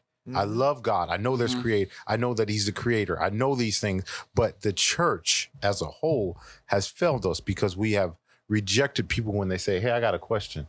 Why do bad things happen to good people?" And they say, "Just pray about it." That's right. That's one of the things that really gets me. I just don't understand why it isn't addressed head on. And it's we have an answer. We've got other examples just in the general current events where leaders are being called to task, and instead of showing up where they know the people are going to be putting on a display, they could take the opportunity to actually address it up front and be there to let people yell and scream at them. And then after they exhaust themselves, maybe actually stand and talk and actually hear some of the things they want to say, but they don't do that. They hide. Right. And so what happens now, the overall, the long-term effect is people that have experienced that say, I'm not with that. I don't want nothing to do with that. I'll call myself something else, but not. Excuse me. You're good. Bless you. Oh man. God bless you. God bless me. Thanks. So the church is going to have to be able to be man enough to have the conversation with people that don't already agree, and that they're in this place of like, okay, all right, I got questions, and even if the church doesn't have answers, we gotta embrace the conversation. Okay, this is why you don't. Let me help you. Let's look and see. Let's see if we can dig together and find out an answer. But we can't forfeit our mission just because you guys are. It has to be conversations that don't get had end up being conversations that don't get had, and that's the cycle begins because now people hire it. They go make their own conclusions and get into all those different. They try to create their own closure instead of getting it. Yeah, they're going out to get it yourselves. Yeah. And finding closure for yourself is kind of like writing your own ending to a story or to a chapter that's in your life. Yeah. Creating the ending that you thought of in your head, but it may not have been the reality of it. Yeah. And like, I'm so glad I heard you say that. I mean, like, that's awesome. Wait, what'd I say? You said that you do believe. Absolutely. Atheism was foolishness. And I never stopped believing in God. My religious practice absolutely fell off, but the thinking about it never ceased. I mean, I feel like I spend most of my day in a form of prayer. Yeah. Just by thinking about the things that I think about. Yeah. But once I got done with school, wasn't able to find employment in my field, went and worked for family, spent about a decade doing that. And then my dad passed away. And by that time, I had already kind of dissuaded myself of ever being a part of the system, elevating myself in position, complying with more of the bullshit to get more benefits back in the forms of stupid. It doesn't even matter what it is. Any business that you're in, you can go and beg from the state, or you can set up different relationships with organizations that feed you fake money. And of course, the banks are always injecting. Every damn business in this country has got a wide open credit line. The thing is, it's just a grease monster. We're sliding down a hill into oblivion, and they're just greasing the hill for the way down. But when I started to find material that it's basically been set aside purposefully by the supposed people who exercise power in our best interests for the general welfare. They hide everything that has any element of truth in it whatsoever. And once I drilled down into, and basically it was economy was the thing that I focused on first, because I didn't understand how in the world all of these structures managed to form out of a population that was supposedly, very majority Christian, and they have these rules that tell you this is not, you don't do these things to other people. And yet every system around me in substance carries out one of those negative instructions. Don't do this. So we build up all these structures to do the things we're not supposed to do to each other. And we're supposedly going to funnel all of that into something that's going to make everything better for everybody. And I couldn't figure it out. And sure enough, the extremely secular, value-free, logical evaluation of how people behave actually leads you back to understanding that you don't actually need to make a mathematical representation of anything to understand that everything you need to know about how to treat people is in the gospel. Wow. That is awesome. And that's I can't think of a stronger argument for somebody like me to make. Wow. I veered away. I found something that I knew had more value than what we're presented with on a daily basis. In the absolute, the guy was basically an atheist Jew. The centerpiece of it all. His name, Ludwig von Mises. Never heard. Yeah, and he actually escaped. He was one of the ones that escaped Germany during the World War II era, just like Einstein. And he came and he worked in the United States. I think they let him work at Princeton for a year, and then he went west, UNLV or something like that. They basically tried to bury him after a while because they just couldn't tolerate the fact that he was absolutely right about just about anything that has to do with economics, and they just bury it because it's not in their interest to understand how anything actually works. Because the entire way they operate is absolutely contrary to how anything really functions. That's why it breaks and is so dysfunctional all the time. What's the last thing you researched? Probably something you listened to on the way here. Oh,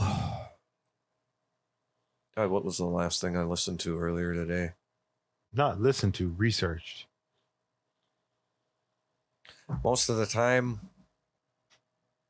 yeah, I'm really not looking up that much. I'm just listening to people do commentary on subjects just to see if anything new is going on. But a little bit on abortion statistics. I can't remember why. I think I watched a video that really pissed me off, and I needed to look some things up. Wow. That's good. I mean, I heard you say the Gospels, man. I mean, like that's a huge thing. This factor.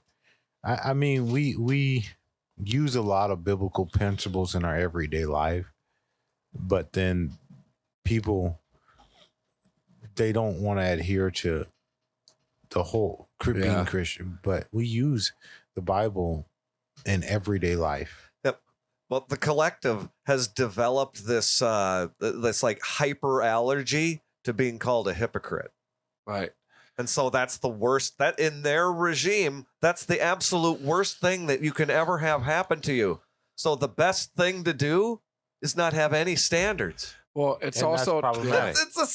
Everything they do is built on some kind of a subterfuge. Well, do you think Everything. religion and like doing things like reading the Bible and like reading the gospel and following those rules, and maybe I shouldn't even say rules, but believing in the things that are taught there is less popular compared to us when you guys were younger? 'Cause I think what you were saying, how nobody reads the gospel anymore, and that's how you learned how to treat other people. I think that way, that way of teaching someone the golden rule, it's not popular anymore. It's almost looked down upon as if you teach someone to read the Bible, because I think there's an overwhelming amount of atheists. Yeah, but now. well, see, and maybe not even atheists, but it's people who don't have religion. I know, Yeah. but why? You know, They don't want more. why? it's not the people that don't have God; it's just people that don't have religion. Yeah, can we kill the air for a minute? Yeah. I'm freezing, man. Yeah, I got you. Thanks, just for a little bit. It'll do that. I think that when we tell people no in today's society, because now with technology, you swipe right. We can get food down here. We can get anything. any right now with our phone. With Damn this near device. anything. We can call. We can have a part. We can do anything from right here. And now, when people are told no, are restricted, they can't handle it. And so they see church as something that's going to hold them accountable. And accountability will make people reject whatever the mission is. It's like, I gotta be there, I gotta be on time, I can't be on my phone, I can't. Mm-hmm. These are things that people are saying, no, I don't want that yet. I don't need that yet. And yet we're diluting our vocabulary, our problem solving nature, the ability to give. Or really just to make friends. Yeah. Think about it. People don't make friends anymore or greet people. Like when we started talking about dating, it's like, man, people don't know how to really hold conversation well. So or know what to talk about. Like some people can hold conversation, but they don't. They don't know how they can hold the conversation, but they don't.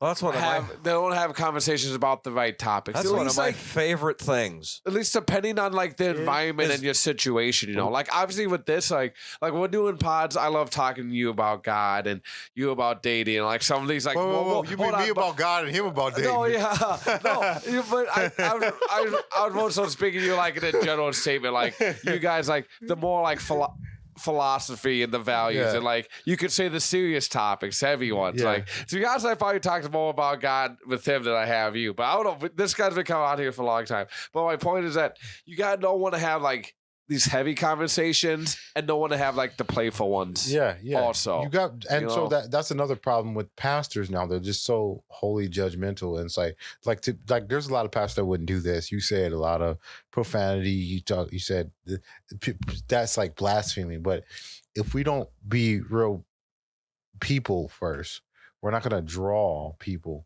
to us to present the gospel to them. Yeah, and I have morals and boundaries and things like that, but I'm not so weak that if I'm around that, I'm going to be tainted.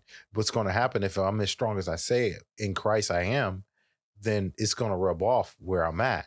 But people of the church have been like, oh, no, come from amongst the world or everything. But it's like, I'm coming to the world, but I'm bringing the world back to get Jesus. And that's not what we're doing. And this is the problem. I don't just blame it on people not wanting to be accountable. I blame the strong nucleus on the church, because the church is not embracing new people, having conversation, answering questions, coming alongside people and in their faith and being a listener before they advise. My granddad told me, always let somebody inquire before you advise. So I can't tell you, hey, bro, you should it's like you inquired first. Now there's a trust build. You're probably going to listen to the advice that I'm giving. And when somebody gives advice before somebody inquires, usually it doesn't do anything for the person because they're like, oh, why are you telling me I should? Don't tell me what I should do. Right. If I ask you, but that's And usually what problems are people facing? money, relationship. It's always, how do I react to what someone has done? What do I do to generate a reaction from someone? Or how do I deal with the confrontations that come from this person? Or somebody came to me and asked me about how to deal with this. Well, usually the best response to any of those questions is a question in return, because almost every time, there's an angle that whoever is worked up and asking you about something, they got tunnel vision. Yeah. So you just gotta just take the blinders off and just turn their head a little bit. Well, look over here for a second. You generate a consideration between alternatives before you just take the reaction, because that's when you start falling into the animal behavior category.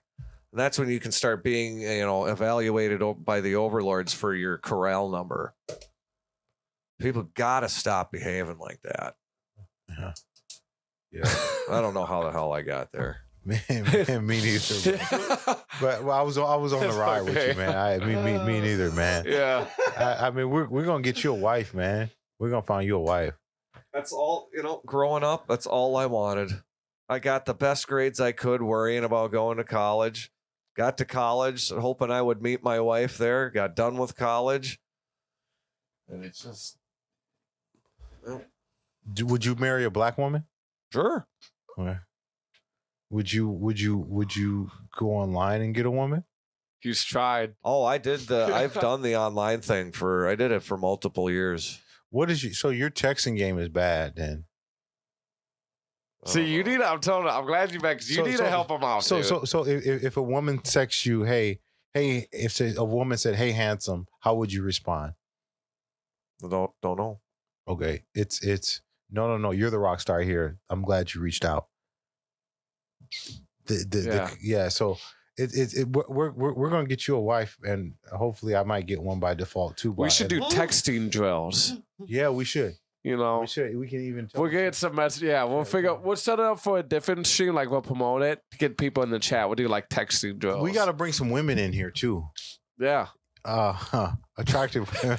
You're don't do that. Is no, I know. I can almost read your mind. I man. know some women that I could get on here that aren't the one you're thinking of. That we could do that. Okay. No. She's cool. No, but these women are closer to my age, though. Because you like what? Okay, what do you, if you made an online dating account, what would your cutoff age be? Like say 30 to 40, or yeah, like probably 30 to 40. Probably be it. Okay. Not to 45, 30 to 45. Probably not. That age, man, when I was on those apps, I didn't give a fuck. 18 to fucking 70, whatever the fucking max was. Wow. Yeah. You're out here, man. You're out here. man. How'd you do? Love has no number. The way those algorithms work, dude, I don't fucking know. I mainly got the matches I did get were women like relatively within my age, like within 5 years, maybe like 7 to 8 at the most. Okay. I never found any grandmas. Okay. Are you guys going to the fair? Fuck yeah. You are? Oh yeah. Yeah, I don't know. Probably not. Oh man, I'm working out there as a citizen sheriff. Oh yeah, yeah. That must get interesting. Yeah, it does, man. Oh man. Friday, Saturday nights, it was just not chaos and nonsense. It's fight, and it was crazy because it's mostly girls and young teenagers. Oh yeah. No, that sounds about right. Hey, I got a question for you about the woman that you were looking for dating. Does she have to believe in God? Yeah. I mean, so here, yeah, zero faith is that's not a thing. So here's the thing. I've actually done that, and what ends up happening, they ended up believing in God. Like when a man has a strong foundation in faith, it's not like a woman says, oh, he has to believe in God, has to believe in God. A woman can never be the dominant source of spirituality for a household. No, It has to be a man. it has to be. It has to be. So If you get don't women, understand God's order that way, you are bound to fail. yeah, a woman just wants the guy to be like. So women out here, listen to this. If you're more intact with your faith in God, the relationship's not going to work, because a man has to be the dominant source of spirituality in a household. That's just God's way, because God, man hears from God, man governs home. Yeah. For his love for God. You see, and that's the organic nature, and we can't lose that. That's one thing that has been absolutely obliterated by this. We're partners. No. Ooh, when a woman says partner, I'll be like, yeah, you're friend Is zone. that a triggering I thing call for them you? sis after they say partner. If a woman says partner, you're my sister. That now. is acidic. You're my sister. I can change in front of you. You can change in front of me. That's a trigger word for you. But partner. the direction, you're off limits. love. I feel sorry for you then. In a stable, in a good, well, I don't want to say good, because there truly are no good people. I think you understand where I get that one from, right? Only the Father is good, right? It's because when you I'm start, trying to tell you where it's at. when you start with the primary, with that as the primary starting point, that a particular person is good, well, then you start justifying hideous things because, well, they're good. So if you just discount that altogether, as you should, then you don't end up with those contradictions when you're evaluating what the hell's going on. It's like I am a jerk like that. I have certain triggers where I can have so much interest in a woman and desire. Like when I like a woman, I give her grace and passes and everything. Like, okay, you're 15 minutes late. I like you. Yeah, that's fine. Right. You didn't communicate. So normally I have like rules. If a woman's late, it's like, hey, I don't like late, because I'm punctual, and with what I do, I can't tell young boys be on time, be punctual. You're treated according to that. Tell my nephews, hey nephew, you're gonna go further in life if you're just on time and you're articulate. Those two things. On time and articulate. You're going to go farther. It doesn't matter what school you go to, just those two things there. You're on time and you can articulate well. You're going to be in rooms that no man can take you out of but God. And so I can't fathom tardiness, absent with no communication. So there's certain things if a woman does or says, I'm completely, because I'm a slave to the mission. I'm a slave to the mission and a servant. Shepherd, and so I know things that's going to enable. So like shutting down back, saying partner, and saying, no, you're not my partner. You're not my equal. You're not. You're not even close. You can't handle adversity like me. Like and like. So you're my woman. You're my woman. Yeah. But you say you're not your equal. No, you're my woman. And that's a good place. My woman is like... So does woman imply that she's below you or above you, but just not equal? I don't say above. See, I don't like those things above. It's like... No, see, this is... Oh, God. And it's so irritating. Here we go. Because it's just another fundamental thing that gets obscured by all of their bullshit. Yeah. If everything were equal... Yeah. If everybody were exactly the same, nobody would do anything. But the point... There would be no point... Nobody's better at anything. Nobody looks different. There is no. Everybody is just a thing in a space, and nothing happens. That's what everything equal is. It's absolute dead existence. Yeah, but this is what women are saying when they say equality. They want it equal when it benefits them. Just like they want it. It's just like what feminism is. They want it equality when it benefits them, because guys can say, "Look, you only thing that they say is not fair. I mean, that won't ever change." Men can have multiple women if they want and have a guy, because most guys that have $1 million, they're not really a desire of one woman. And women as a group are weak. Yeah. And they will to get what they want. If they're shallow and materialist, they will put up with sharing a man with another woman, and it's history proven. Yeah, my granddad told me a story one time, and it was one of the best stories he told me. We were by the fireplace, and he told me that when he was in the war, they went into a village, and it was all these women soldiers.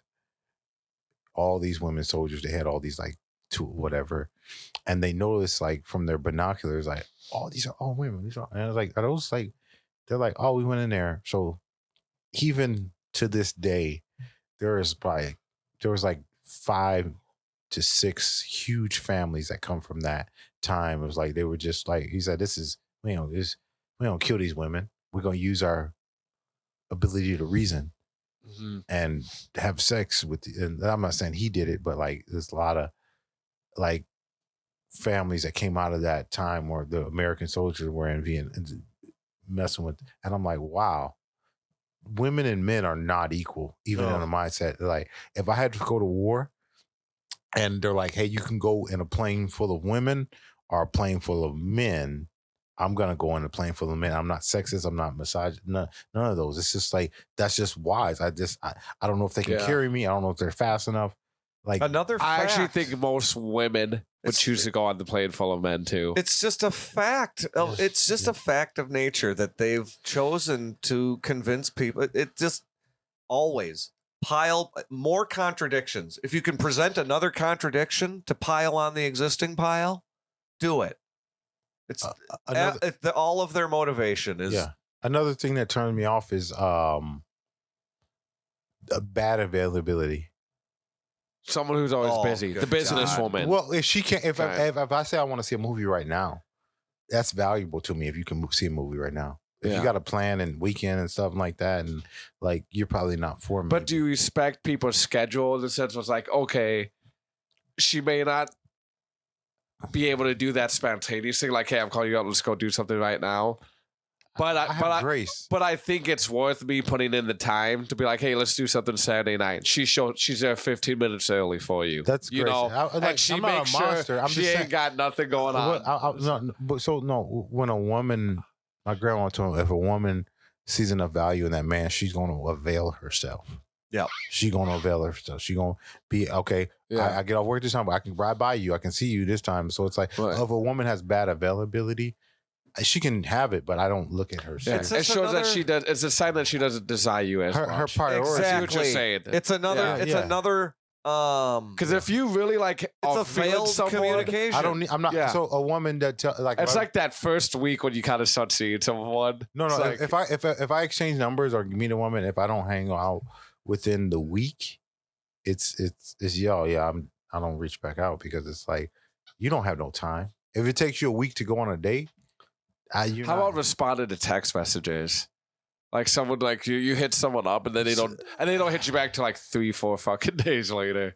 I just mentioned that to someone and said, hey, every time I see you, you're always on your freaking phone. Yeah, I know. That's the thing that everybody's addicted to their damn phone. They've almost got the damn thing installed in their freaking forehead. And when you send them a text message, they don't respond. It's like, you know, you got the damn thing, motherfucker. Send a damn response. Man, I mean, what is it? I don't understand it. I really don't understand it. Man. No, the only time, the only time I've observed where it's okay to not send responses is if you've got an exchange going with somebody where like you're sending video links back and forth.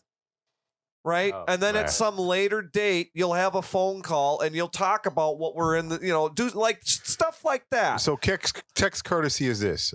As a guy, I won't text you 3 times. I won't. It's once. No, listen. So hey, like, what's up? How you doing? No. If you don't respond in 2 texts, I don't respond till you respond. But I sometimes. I don't have a game going. Like if I'm busy, like from the time I get up, my days are like busy. And like, it's rude when you're in these kind of settings on your phone. And like, I can't be meeting with senators, counselors, and commissioners and chief of police on my phone. I can't do that because I'm grateful to be in this room. So people that know me know, like, it's no pun intended if you don't get a text back. But when I get my downtime, I'll text back and like I'll go back and forth like if it's late. But most women are glued to their phone at all times.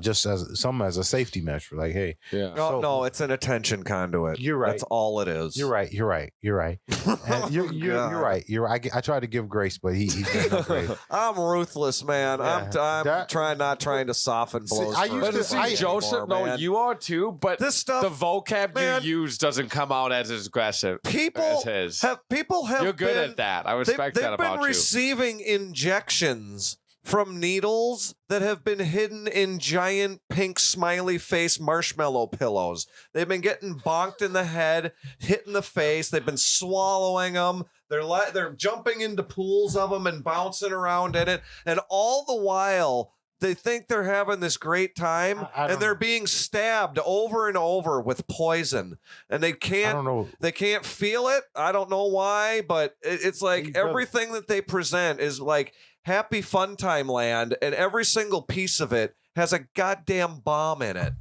Dave, you lost me.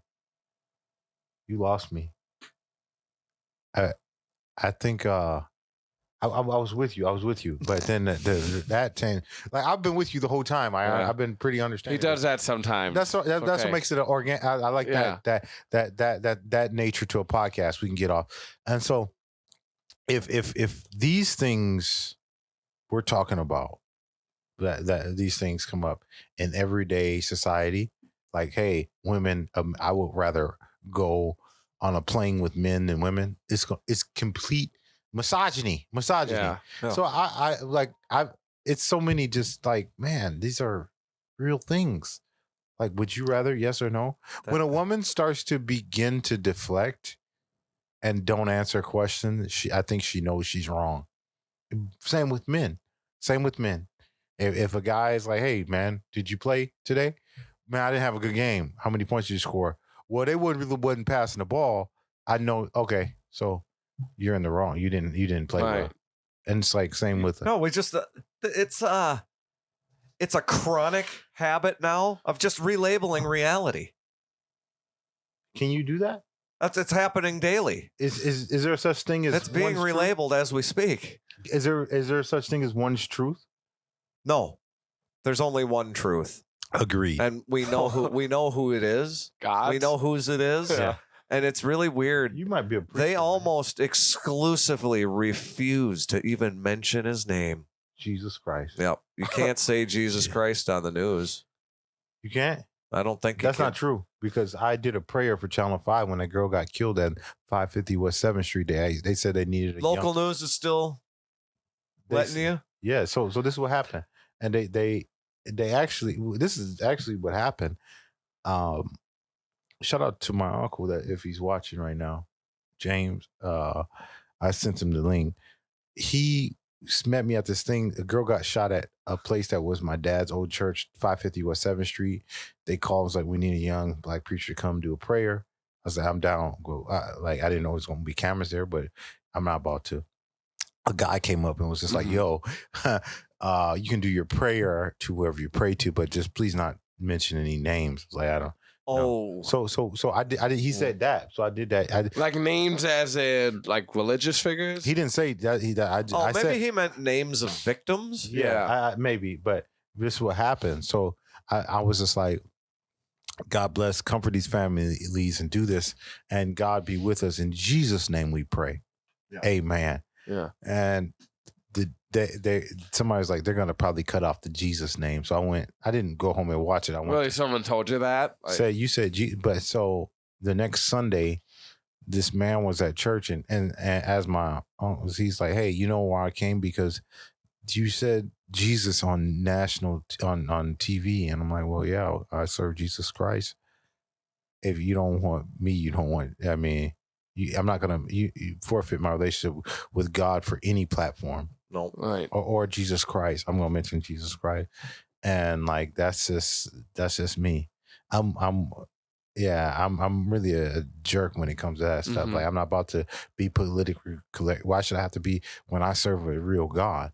I serve Right. a real God, and so it's like, no, you're not about to dilute, because they need to be. Yeah. You're not embraced. gonna make me dilute You wanna my know what's- faith Yeah, 'cause for your own platform or your own benefit. You want to know a little morsel of personal experience? It's just absolutely illustrates how ridiculous the nonsense of the bureaucracy and the public sphere has been on issues like this.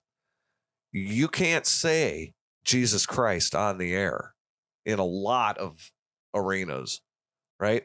But I personally worked in multiple environments where some people were told that other people were going to have to be tolerated doing their foot washing in the public restrooms.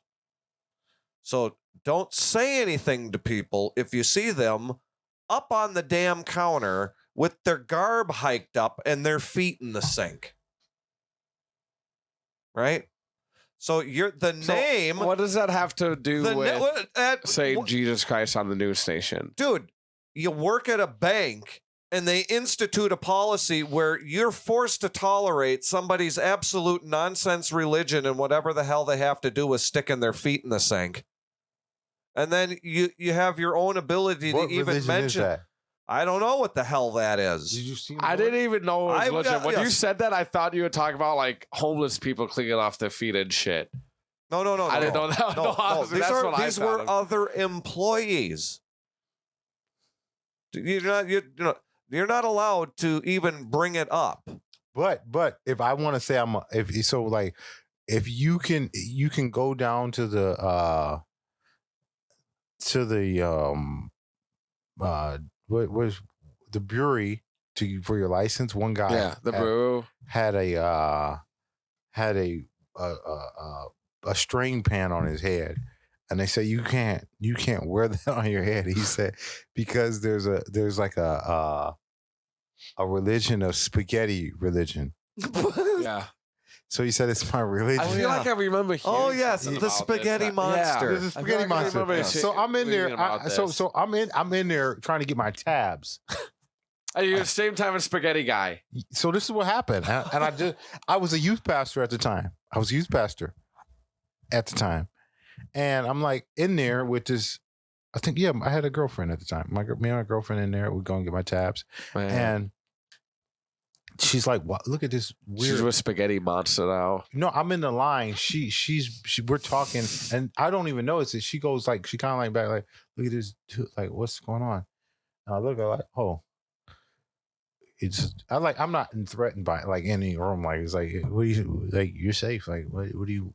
He got that. What is that? She said that's a spaghetti. I thought it was like one of them things like when you have an accident for your neck. I thought it was like something like that. A neck brace? I thought it was something like that on his head, so I wasn't gonna stare. Oh, like a halo. Yeah. So I'm like, okay. So I'm like, that's one of them, an aluminum pot. Yeah. On his head. So we get up there. I'm like, she's like, the dude has a history of this because when just an absolute troll. Yeah, basically. He just makes up absolute nonsense. No. There is a spaghetti thing. There is a thing. I know there is. So look. So he gets up there and then there's a black girl at the counter like, oh no, you're not doing this. Like I'm not going to do this with you again. Yeah. That's what she said. I'm not going to do. So I'm like, what? Now I'm nosy because I'm like, what's going on here? Like this is. So the manager come on like he's like, I got to take my driver's license, and the lady's like, we told you cannot. He says no, and then he starts pulling out this paperwork. Yeah, that's got the statute in it. So he's like, no, I'm taking it with this thing. This is a driver license photo. Yeah, he just insists on having this ridiculous garb on because it's part of his religion. Because it's part of his religion. Oh wow! So now this is where it takes a pivot. I turn around and he's like, well, if you don't let me, you got to let her take. And there's a lady with a turban, like a Muslim lady with her stuff on. Yeah. Okay. And he says so like the lady, the manager goes and gets a guy. He looks like he's like the branch manager. For sure. Because he gets the big dick. The boss is boss. Yeah. So he's there.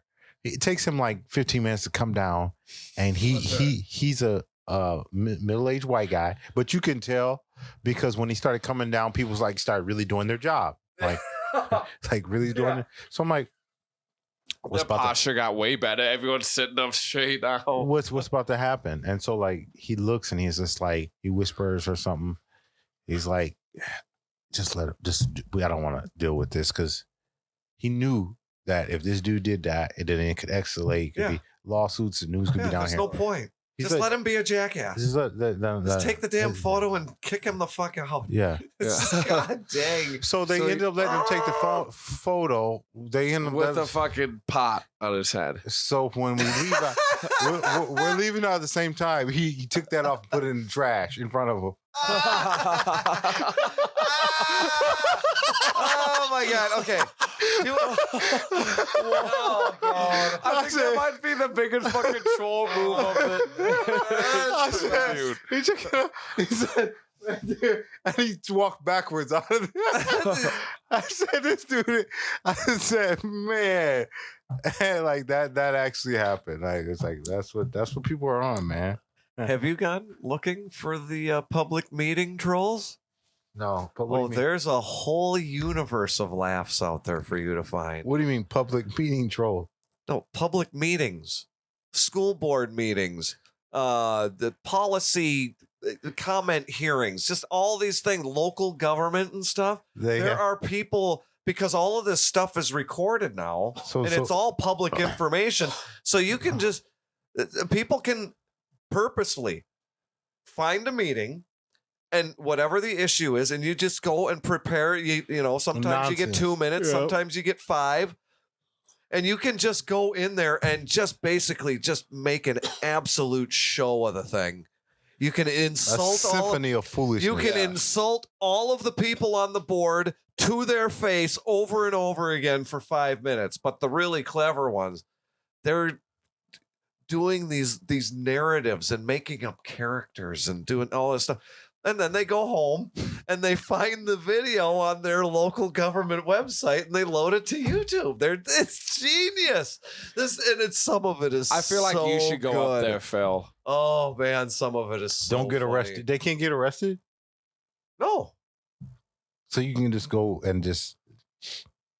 Yeah.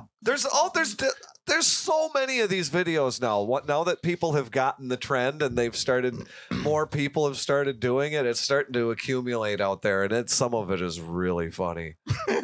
It is some of the faces on these people. Who's your favorite comedian? Just do nothing public bureaucrats sitting up in their chairs with their scrunched faces. Who's your favorite comedian? Do you think Kevin Hart is funny? Well, I mean, you can give me any name, and I've seen clips of them that are damn funny. I mean, they're all, they can all craft jokes and deliver lines. I mean, there's a lot of good ones out there. I mean, the stuff that I've probably laughed the hardest at that I've watched and say just in the recent handful of years. I mean, Chappelle is that guy. One of the things I remember watching from him is where he does the bit about writing. He would write punchlines, just random punchlines, and put them in a fishbowl. And then he had this thing where basically what he would do is he would take one of them out of there and then design a bit around it where he tells you what the punchline is, and then at the end of the show, there's like this thematic joke that weaves through the whole routine, and then he hits you with the damn punchline he gave you at the beginning, and it's like, oh shit. Wow. How the fuck did he do that? It's like you get whiplash that started an hour ago. Wow. It was oh dang, and I can't even remember what the punchline is, but that dude is genius. He's something else, man. I don't. Would you rather hang out with Hillary Clinton or Donald Trump? Oh, I mean, it's got to be Trump. I think I'd choose Trump too, because you gotta think Trump would at least be fun to hang out with. Yeah, I mean, he'd be fun to hang out. I just don't. You're going on his fucking jets, dude, going golfing and doing whatever. What are you gonna do with hanging out with Hillary? Hillary just would not be any fun at all. Yeah, she's like one of the worst people who's ever lived. Wow. So With sad Trump, she you could probably absolutely like get is. drunk and fucking, I don't know, throw eggs off the fucking Trump hotel in New York and hit cars and shit. Yeah, if I'm going to give either one of them any benefit of the doubt, it's a Bill all the way. Bill. I feel like Bill was kind of a happy-go-lucky kind of, go along to get along kind of guy. He wanted to be in the bit with the politics and the power and everything, but because he knew all he had to do was just be slick giving speeches and generate donations. Uh-huh. He didn't really have to do anything other than that except tolerate Hillary. Wow. And she's hideous. I mean, good grief, and the reason I give Bill the benefit of the doubt is that, he was president during the 90s, and all of this stuff ended up over in China while he was in office. But there's no way that you could look at Bill Clinton and say, well, that's a guy who's got a mission to, turn secret shit over to China. That was Hillary that was pulling that stuff. Huh. It's Hillary working into the White House, finding the necessary deep state operatives who are at whatever position within the place and getting the China pipeline going. And it went from the Clintons to the Obamas to the Bidens. They've been doing it for 30-something years. It's a dynasty of American subversion to build up China, who's not even as competent at counterfeiting money as we are. So the whole gambit ends up imploding on itself just by understanding a simple ratio. China has to abuse its currency 4 times as badly as we do to generate the same result. So it inherently fails. Yeah, I don't know. It's So, like I'm gonna go back to your question. So you would hang out with Hillary over Trump? That's a really I don't really give a shit. Yeah, I'm just curious. You're the only one that didn't answer. Yeah. I would probably hang out with Trump because I would ask him some questions to really gauge some things. Like, yeah, if you could ask Trump one thing, what would you ask him on national TV and everybody's watching? He has to answer it truthfully. Okay. See, I don't. The stuff that he's hiding, I have to give this qualifier. Anything that he's actually hiding from anyone, it all concerns under the table stuff developing real estate in New York. Because that's how you go along to get along, being in that business in New York and actually being successful on the level that he was. That's what gave him all of the ability to reach out and do Caesars in Vegas and all of these things all over the place. He's got the Trump National bit down in Miami. He's got the stuff all over the place. It's because he knew how to operate to get shit done in New York early on. He generated billions of dollars. The guy knows how to operate within this putrid system. That's all it is. So, I mean, what was the question? What would you ask? Oh, what would I ask him? The thing that really gets me is that there were any number of different things that he could have taken a tack on while he was president that he just left just flapping in the wind. And mostly just consider the general spending level. It's unfathomable to me because there were no steps taken to rein in the spending at all. And it generated an additional jumping off point for Biden to come in and do the exact same thing on a multiplicative level. I mean, his first thing that he did was add an additional $2 trillion to the year. What was that? A $3 trillion deficit that we ran last year? So now what's the deficit we're in now? It's annually going to be over $1 trillion. That's never going to stop. It's permanently more than $1 trillion now. Obama was the first guy to run $1 trillion deficit the very first year he was in office, I'm pretty sure, and it's never ended. We've been doing it for 14 Once the seal got consecutive broke, years. dude, it didn't look back. And you know what? It's really weird. The Dow Jones is in the 30,000s.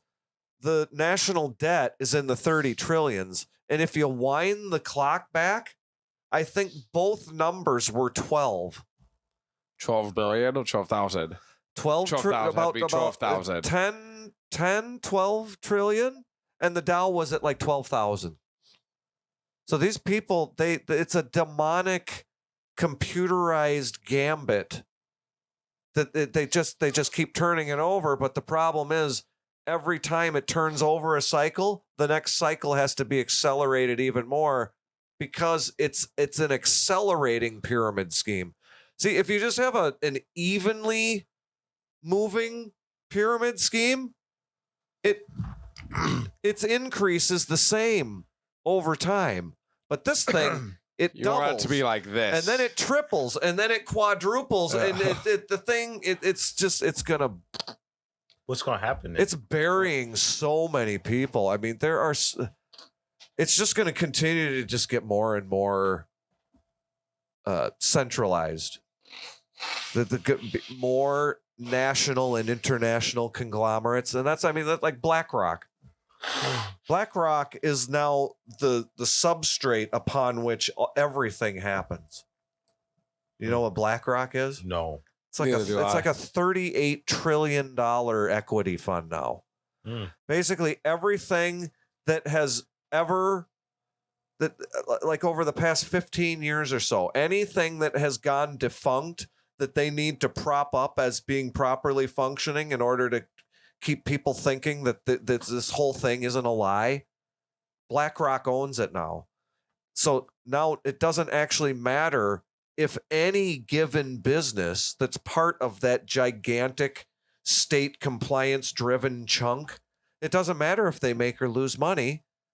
That thing it's $38 trillion. It's never going to come back. If the federal government abuses the currency to the tune of $1 trillion a year, that's only 2.5% of that giant freaking equity monster.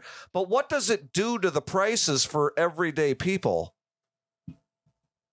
See, if you're hooked up to the gigantic, corrupt, distorted equity chunk, and they just counterfeit money to keep it alive, if you're part of the thing, you're always getting the increases when you need them, while everybody else is just left. It's one of the best covertly organized methodologies developed within a system to actually make it destroy itself that people have ever conceived. It's an absolute nightmare. Nobody has any idea what's happening. I agree. That's me. I have no idea what's happening sometimes when I'm listening to you. Yeah. But I want to go back. Well, we're almost 2.5 hours in here. Yeah. I think it's about, we could probably close it out here. But real quick, we'll go. I want to go back. I want to answer Joe's question. It was the same one that you answered before you went off on BlackRock, whatever. Yeah. I'm not get a show, man. Yeah. To do that stuff on, man. You're good. I mean, No, I've been telling this guy since day one that you got the talent. Well, dude, you don't even need to do podcasts with anyone. And I'm saying that like I'm not on your level where I feel like I guess for certain things I learned a lot. But like you're really good at speaking like intellectually on things like by yourself and just explaining shit and unpacking things and going on your own tangents. Yeah. But when I'm listening to you, even though I may not be comprehending everything you're saying and a lot of stuff I may not know about, I could tell that like you fully believe everything word that's coming out of your mouth. Yeah. That's what valuable. I respect about you. I don't always I can't always grasp the stuff you're saying. I admire you and for don't, that. I want to do that when I preach. But I can tell that you fucking believe the shit that's coming out. Well, you're that's saying, one thing dude. that I can absolutely promise anybody that I interact with is that unless for whatever the situation is, we're just joking with each other about something. Yeah. I'm never going to say anything that I have not reflected on. If it if it's concerning anything of importance. Yeah. I will not. I don't do that. I want to get him with a. I think it's a sin to do that. No, he's really in good. If general. you know, I just because I don't- feel bad. Like sometimes I feel like I would chance Phil off. No, because you're really smart when it comes to, like, you know, economics and economy and like certain politics and like rules and shit like that. That's one of the things I like hearing you rant about, but it's something I never got into, and I feel like I can like speak like very intellectually on, like you can. But I was just gonna say, what his question that he asked you, what was the one question you would ask Trump? They asked to answer truthfully. I think my question would be, what was the reason you wanted to run for president? Like, what was your intention? What was his true motivation? Like, why did you choose to do that? power. Yeah, The power. think so. I don't know. Maybe. We can. Yeah. The power. I mean, I think that's part of it. um, It's challenging himself to see if he could pull it off. Yeah. yeah. I think he really did kind of make a game out of it, Right. and he enjoyed the hell out of campaigning. Yeah. He loved that. that debate You ever seen a stuff- guy have more fun poking Yeah. politicians? I will say It was this the- about Trump. He made politics entertaining. And Oh, like he did. before Trump, like if you were into politics, you were like a nerdy guy. Yeah, yeah. You know what I mean? Like, you know, But- like people, and a majority of people, I feel like a majority of people didn't give a shit about politics until Trump came along. But And you can almost argue that he was overall just for the fact that he got more people paying attention to politics and the decisions that these politicians like make and how our votes really do matter. You know what I mean? How you speaking up and going out there and saying something like, no, dude, there's a lot of important shit that's going on in the world that you do have a power and voice, and you can go out and at least do everything you can to stop. You know, he got more people thinking that way and into that realm. So whether you like him as a president or not, you can say he did a good service for that. With that, He made an impact. yeah, The problem is that the impact that he made only touched on a pragmatic level, right? It's in the, well, given what we have, is it better to build the wall or not? Well, obviously, if you have a problem with a population crossing a space, you build a wall. If you want to stop the problems, if you don't want to stop the problems, you don't do it. But see, the wall is not. I mean, that's a whole nother debate. But is the wall really the problem? Is that No, that was one of the things that he did that I absolutely agree with, because this whole stupid every situation that we face, it's the way it is because everything is framed in this stupid we context, which I think we only matters when it's just in reference to people in a room or whatever. This idea that there's some collective we that has this will that somehow needs to act in a particular way for it's such nonsense. bless Yeah. you. Thank you.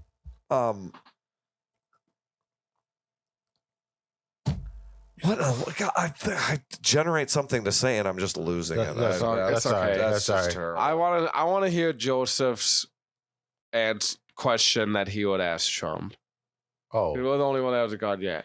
And then we can cut wrap this thing up. It is about to be midnight here, 2.5 hours in. yeah. And then we could go on any closing areas. I see, because I feel like I knew you guys come here like, fuck, there's a lot of things you could go on for hours about. Yeah. We got to deal with the politics stuff one day too. Yeah, we'll get on into all that.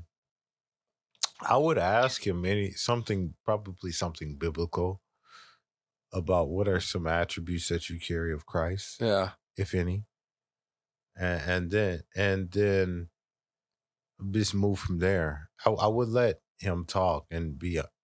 I would really try to gauge his character in a serious thing. But yeah, that's just a fun question. I like to always bring questions up. Yeah. Right? Yes, Phil. Go I ahead. want to redo my question. Okay. Why did you go along with all of these bureaucratic maniacs on the whole stupid pandemic thing? He hitched his wagon to that thing so he could be seen as the hero by spending all this money on this vaccine and all these stupid masks being sent all over the place. All of that was just garbage. Did you get Pfizer or Moderna? I wasn't gonna let any No. one of these people ever touch me with that shit. I feel bad for everybody that got pulled into it. I really do. Did you ever contemplate getting vaccinated? Absolutely not. Why? I'm not letting any.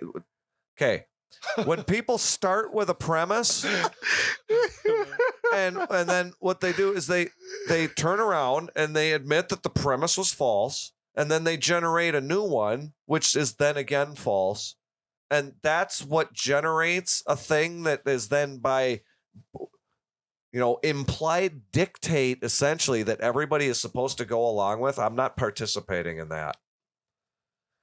That kind of attitude has led to the widespread acceptance of an absolute crime against humanity like the income tax. Did you get COVID? I'm not. 80% of people don't even experience symptoms. So I don't even know what the damn problem was in the first place. You know what the problem was? Is that they detected some symptoms and then they purposely put people that had those symptoms in places with vulnerable people. And they killed tens of thousands of elderly people in nursing homes all over the place. And then they conveniently took a lot of statistics and basically just rewrote the cause on them. And that's why you see particular statistics concerning the first season, the onset season. Mm-hmm. Basically, you have a seasonal thing that's already happening. And for whatever reason, it goes to zero right as COVID is peaking. And then basically that then dropped. So all they did is replace a seasonal thing that was already happening with another statistic and basically made everybody panic about something that wasn't even happening. This whole thing has been a scam. It's been a campaign to inject materials into people. Did you get it? I did get it. I think I've had it multiple times, but there was only one time I for sure. Did you get vaccine? Well, yeah, I did. Well, there's only one time I could say I for sure went. I had to get it for my work. If it wasn't for that, And that was the absolute worst part. I don't think the way they held people's jobs over their heads. I'll be honest, That's sick. If I didn't have to get it in order to work, then I probably won't have got it. But I should say my work didn't force me to get it. So, working, I won't say why working here, but like working in the industry, like we have certain like performers or like certain people and they would make a request. Yep. Man, did you I was gonna ask you guys something really fun too on the way out, man. And I didn't want to deal with like going, dude.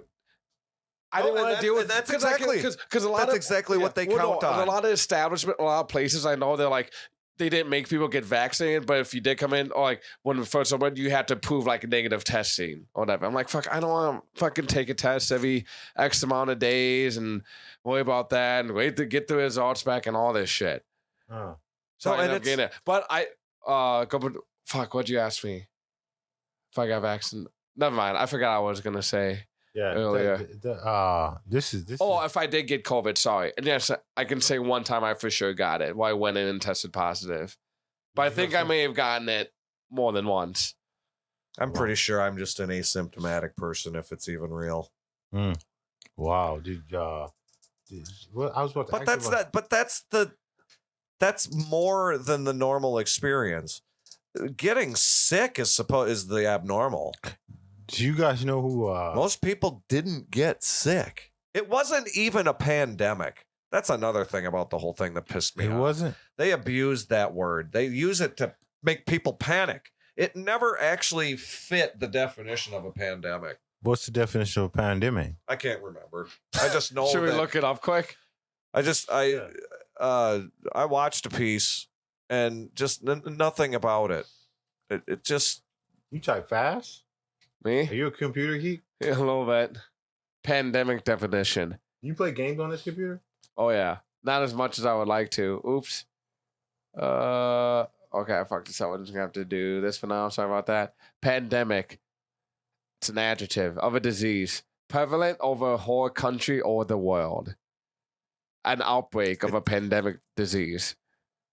That's never what it was. It reached the whole world. Yeah, but it's not prevalent. The only thing about it that was ever prevalent was the state-dictated panic. That's what actually did all of the damage. As soon as you type in pandemic, COVID-19 comes up. These people are sick. Now they've generated all of these. Basically, it's mandatory that everything they've generated be put in front of you before any alternative if you try to find any information about this topic. I got a question for you. It's disgusting. Has anybody ever tried to get you to sell Amway or anything? So what? Back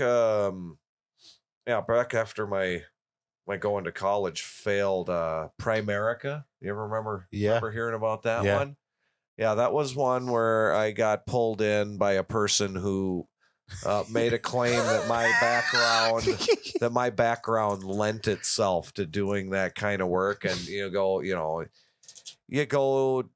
to a couple of interactions with these people where they're supposedly giving you training, and you realize this is just more of this motivational pyramid scheme shit, and it's really sick. That was a Citigroup. That was a Citigroup enterprise. You said it was. How'd you get out of it? Oh, I just didn't see. When you first go, all you're doing is sitting in information meetings. They're handing you binders and shit, and you're just hanging out. And you're like, well, and it's a guy that made $1 million, and all these guys. Yeah, and basically the way you make $1 million is by convincing other people they can make $1 million.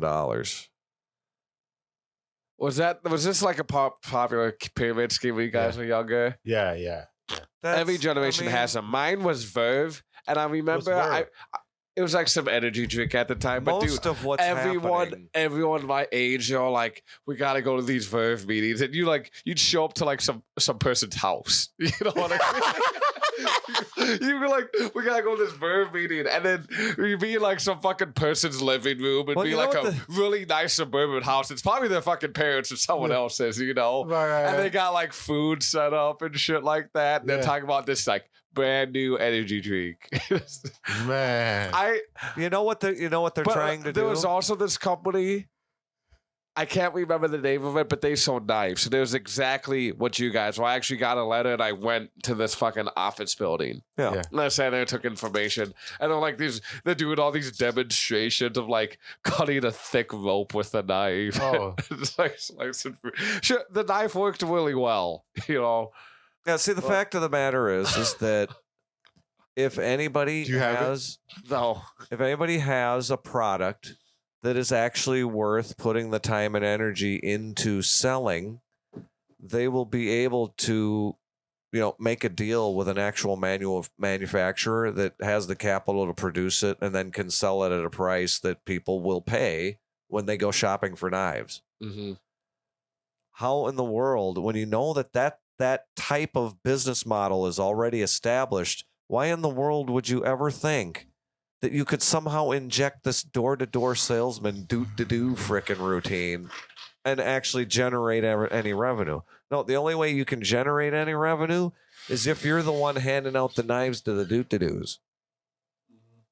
And that's every pyramid scheme ever. That's exactly what this is. They made us pay for the knives. Of course they did. Oh, nice. Yeah. So you paid for the knife.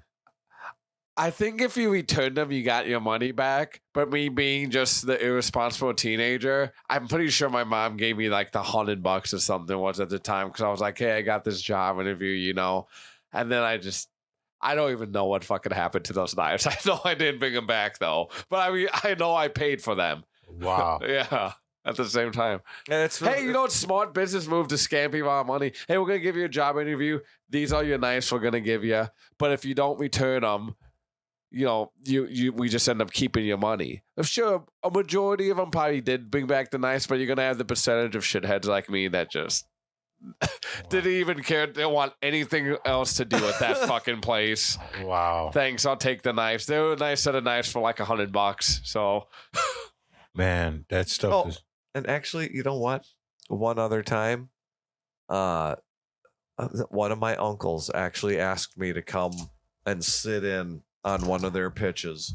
He was it was some kind of a real estate thing or something.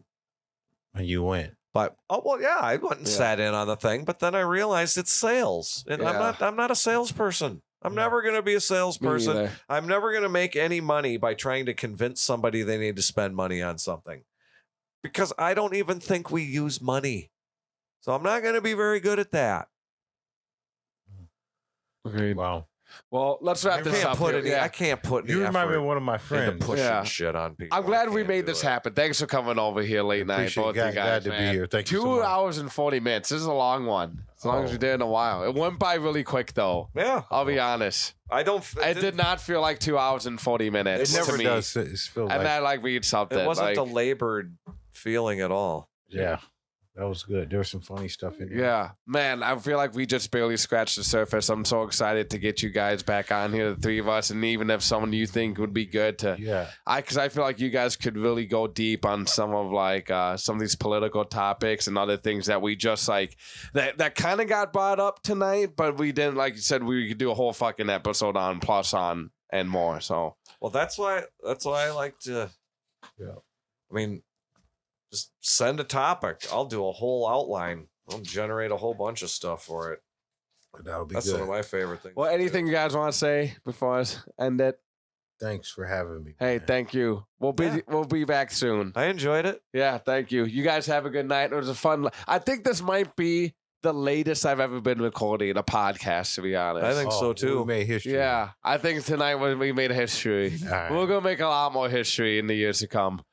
All I right. appreciate both you guys. I appreciate everyone tuning in. All the messages in the chat. It was fun. Everyone who's hopping in and out. 9 choose the Dog Life. The Dog Life chose me. Philly Peace. out. That was good. Thanks.